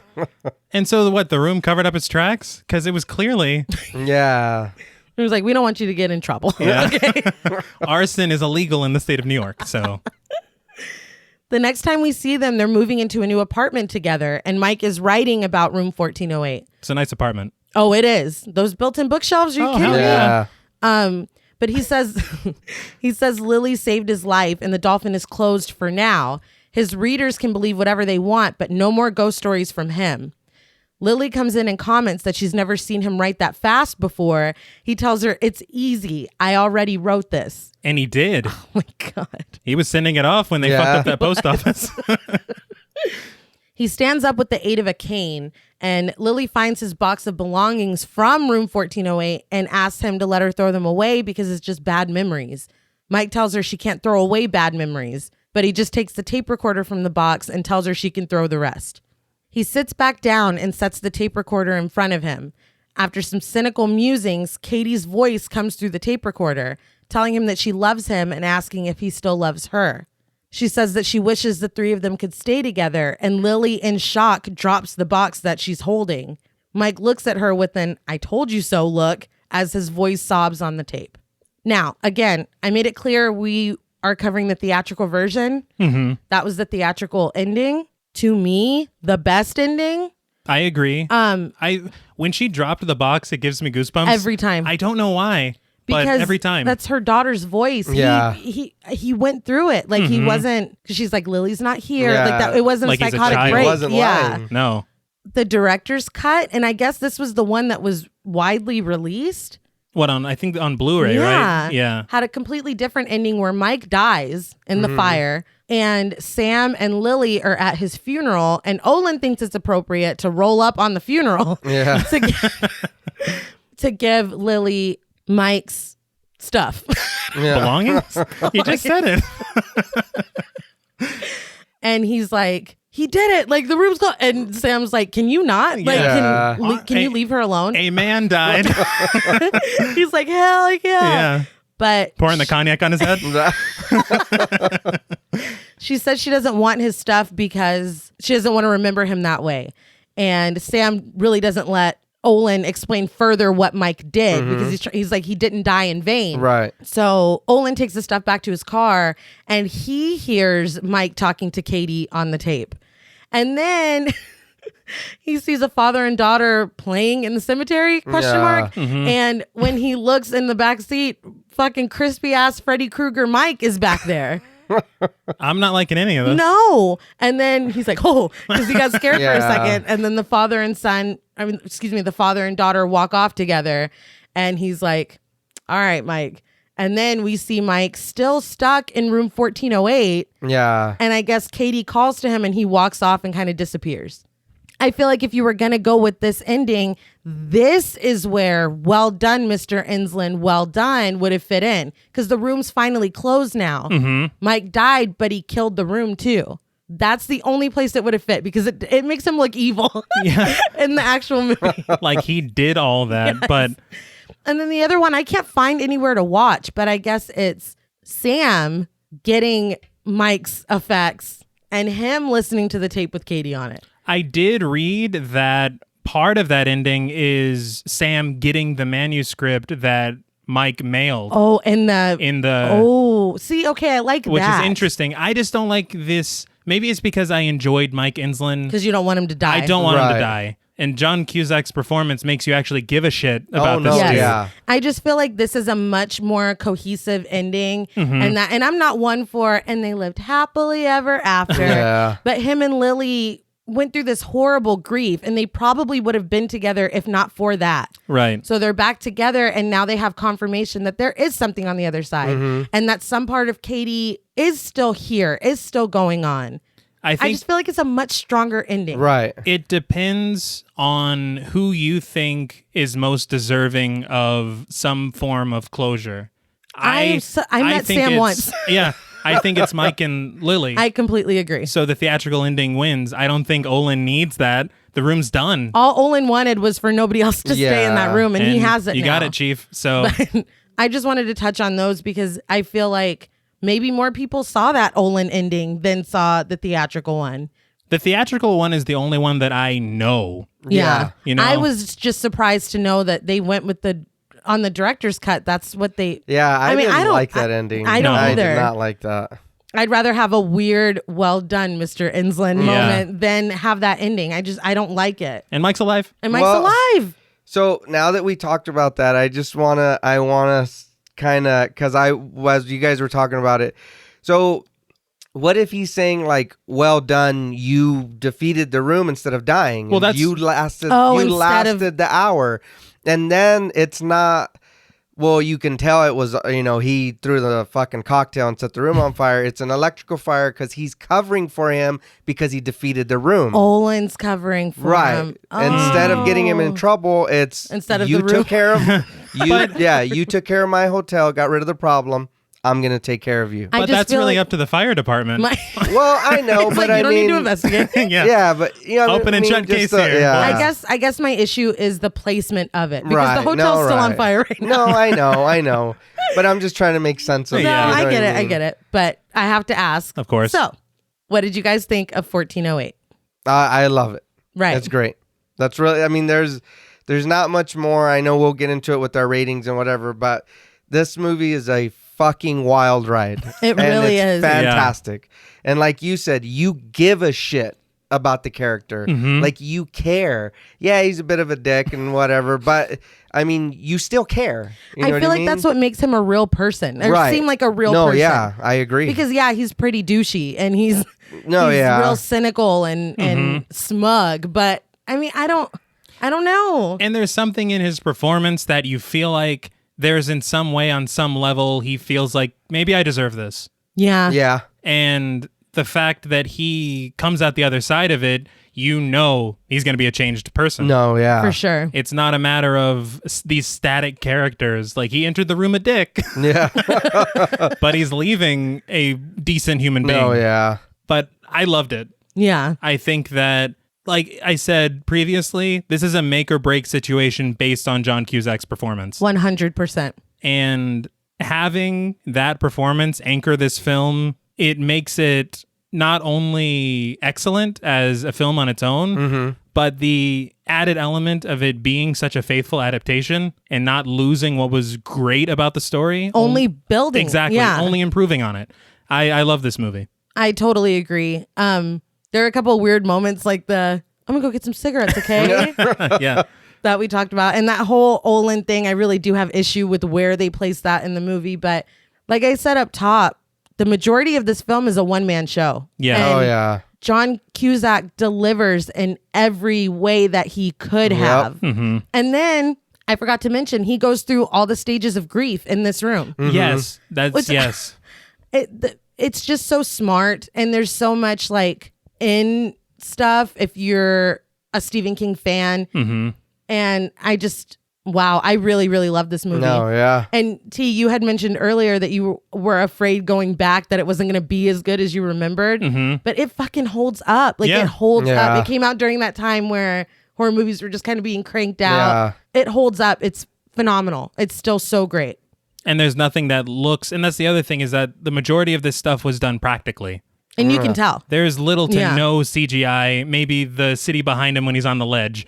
But outside of that, you know, and I think that aids in this film not feeling dated, A, and B, just completely keeping you in these moments. Mm-hmm. For sure. You know, because you're not like, what is that? Yeah. Like if the claw person was like a CGI monster, you'd be like, fuck this movie. Yeah. But it's fantastic. So I guess that brings us to ratings. And here I go.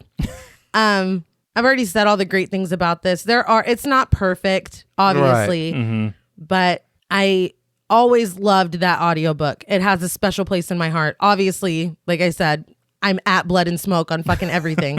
And then Everything's Eventual. I was so excited to be able to read what Stephen King wrote about hotels and about 1408, and then being able to see it adapted and changed in ways that honor and build upon the story. Mm-hmm.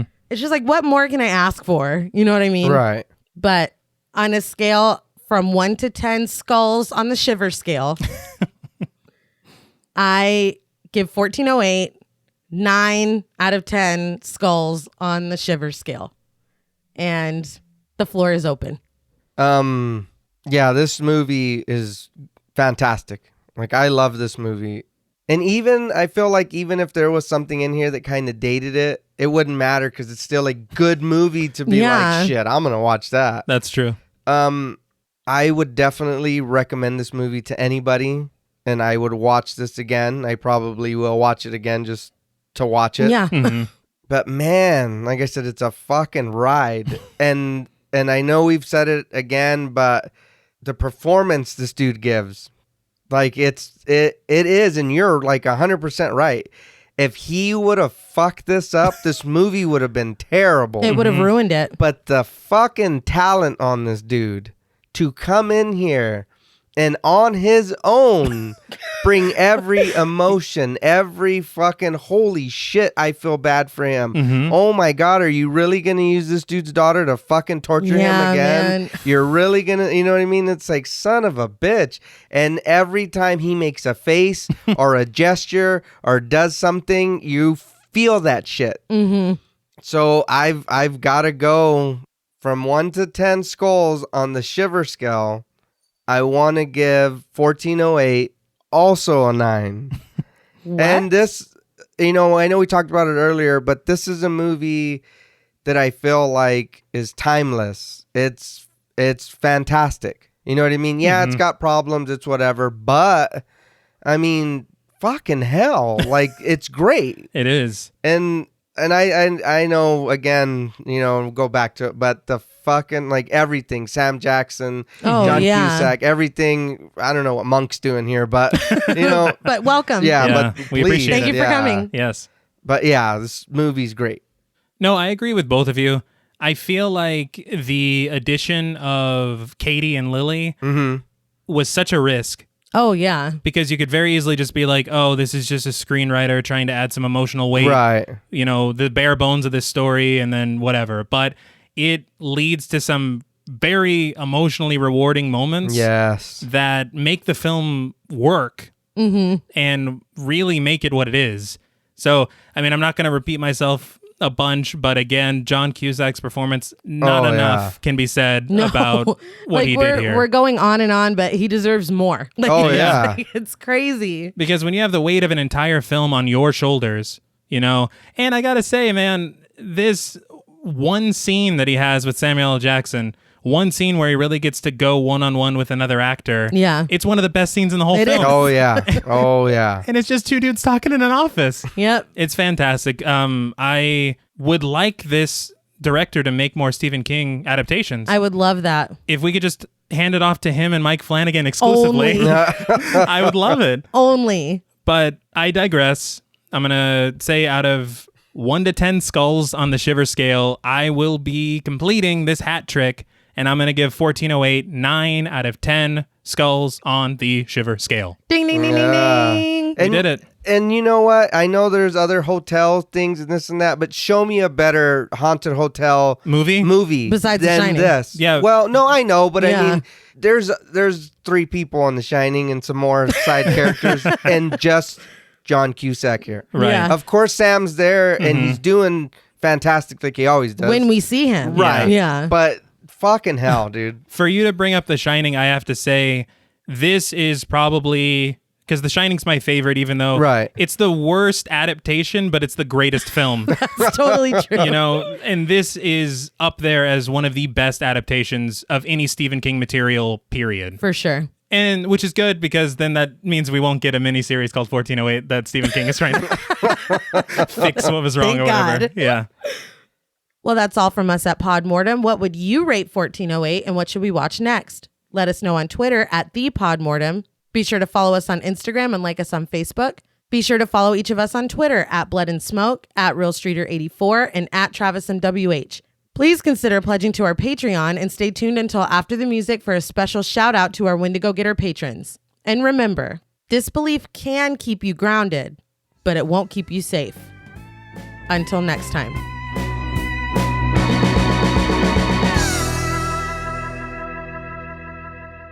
Thank you for staying tuned for a special shout out to our Wendigo Getter patrons. Woohoo! Yeah.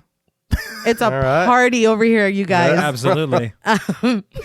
A very special thank you to Chris Ontiveros, Kristen Lofton, Megan Martinez, Kimberly Bass, Melanie Van Housden, Sophie Hodson, Anthony Jerome M., Gary Fender, Jordan Nash, Kent and Allison Morton, Guy 54, Lala Thomas, Travis and Nisa Hunter, Miguel Myers ATX, Mandy, and Jennifer Perez. Thank each of you so much. Thank you all. It sincerely means the world to us. You deserve an extra mint on your pillow. Each and every single one of you. We don't just hand those out. Oh, no. You got to earn those. Yeah. Even fix the toilet paper, too.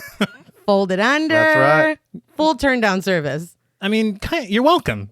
No, I'm just kidding. Honestly, no. Thank you all. Check out at 11. Suffice it to say, we appreciate you checking into our show, and we hope you never check out. That's kind of scary. You're stuck. Yeah, you can't leave. Even if you leave the show, you can never leave this show. Until next time.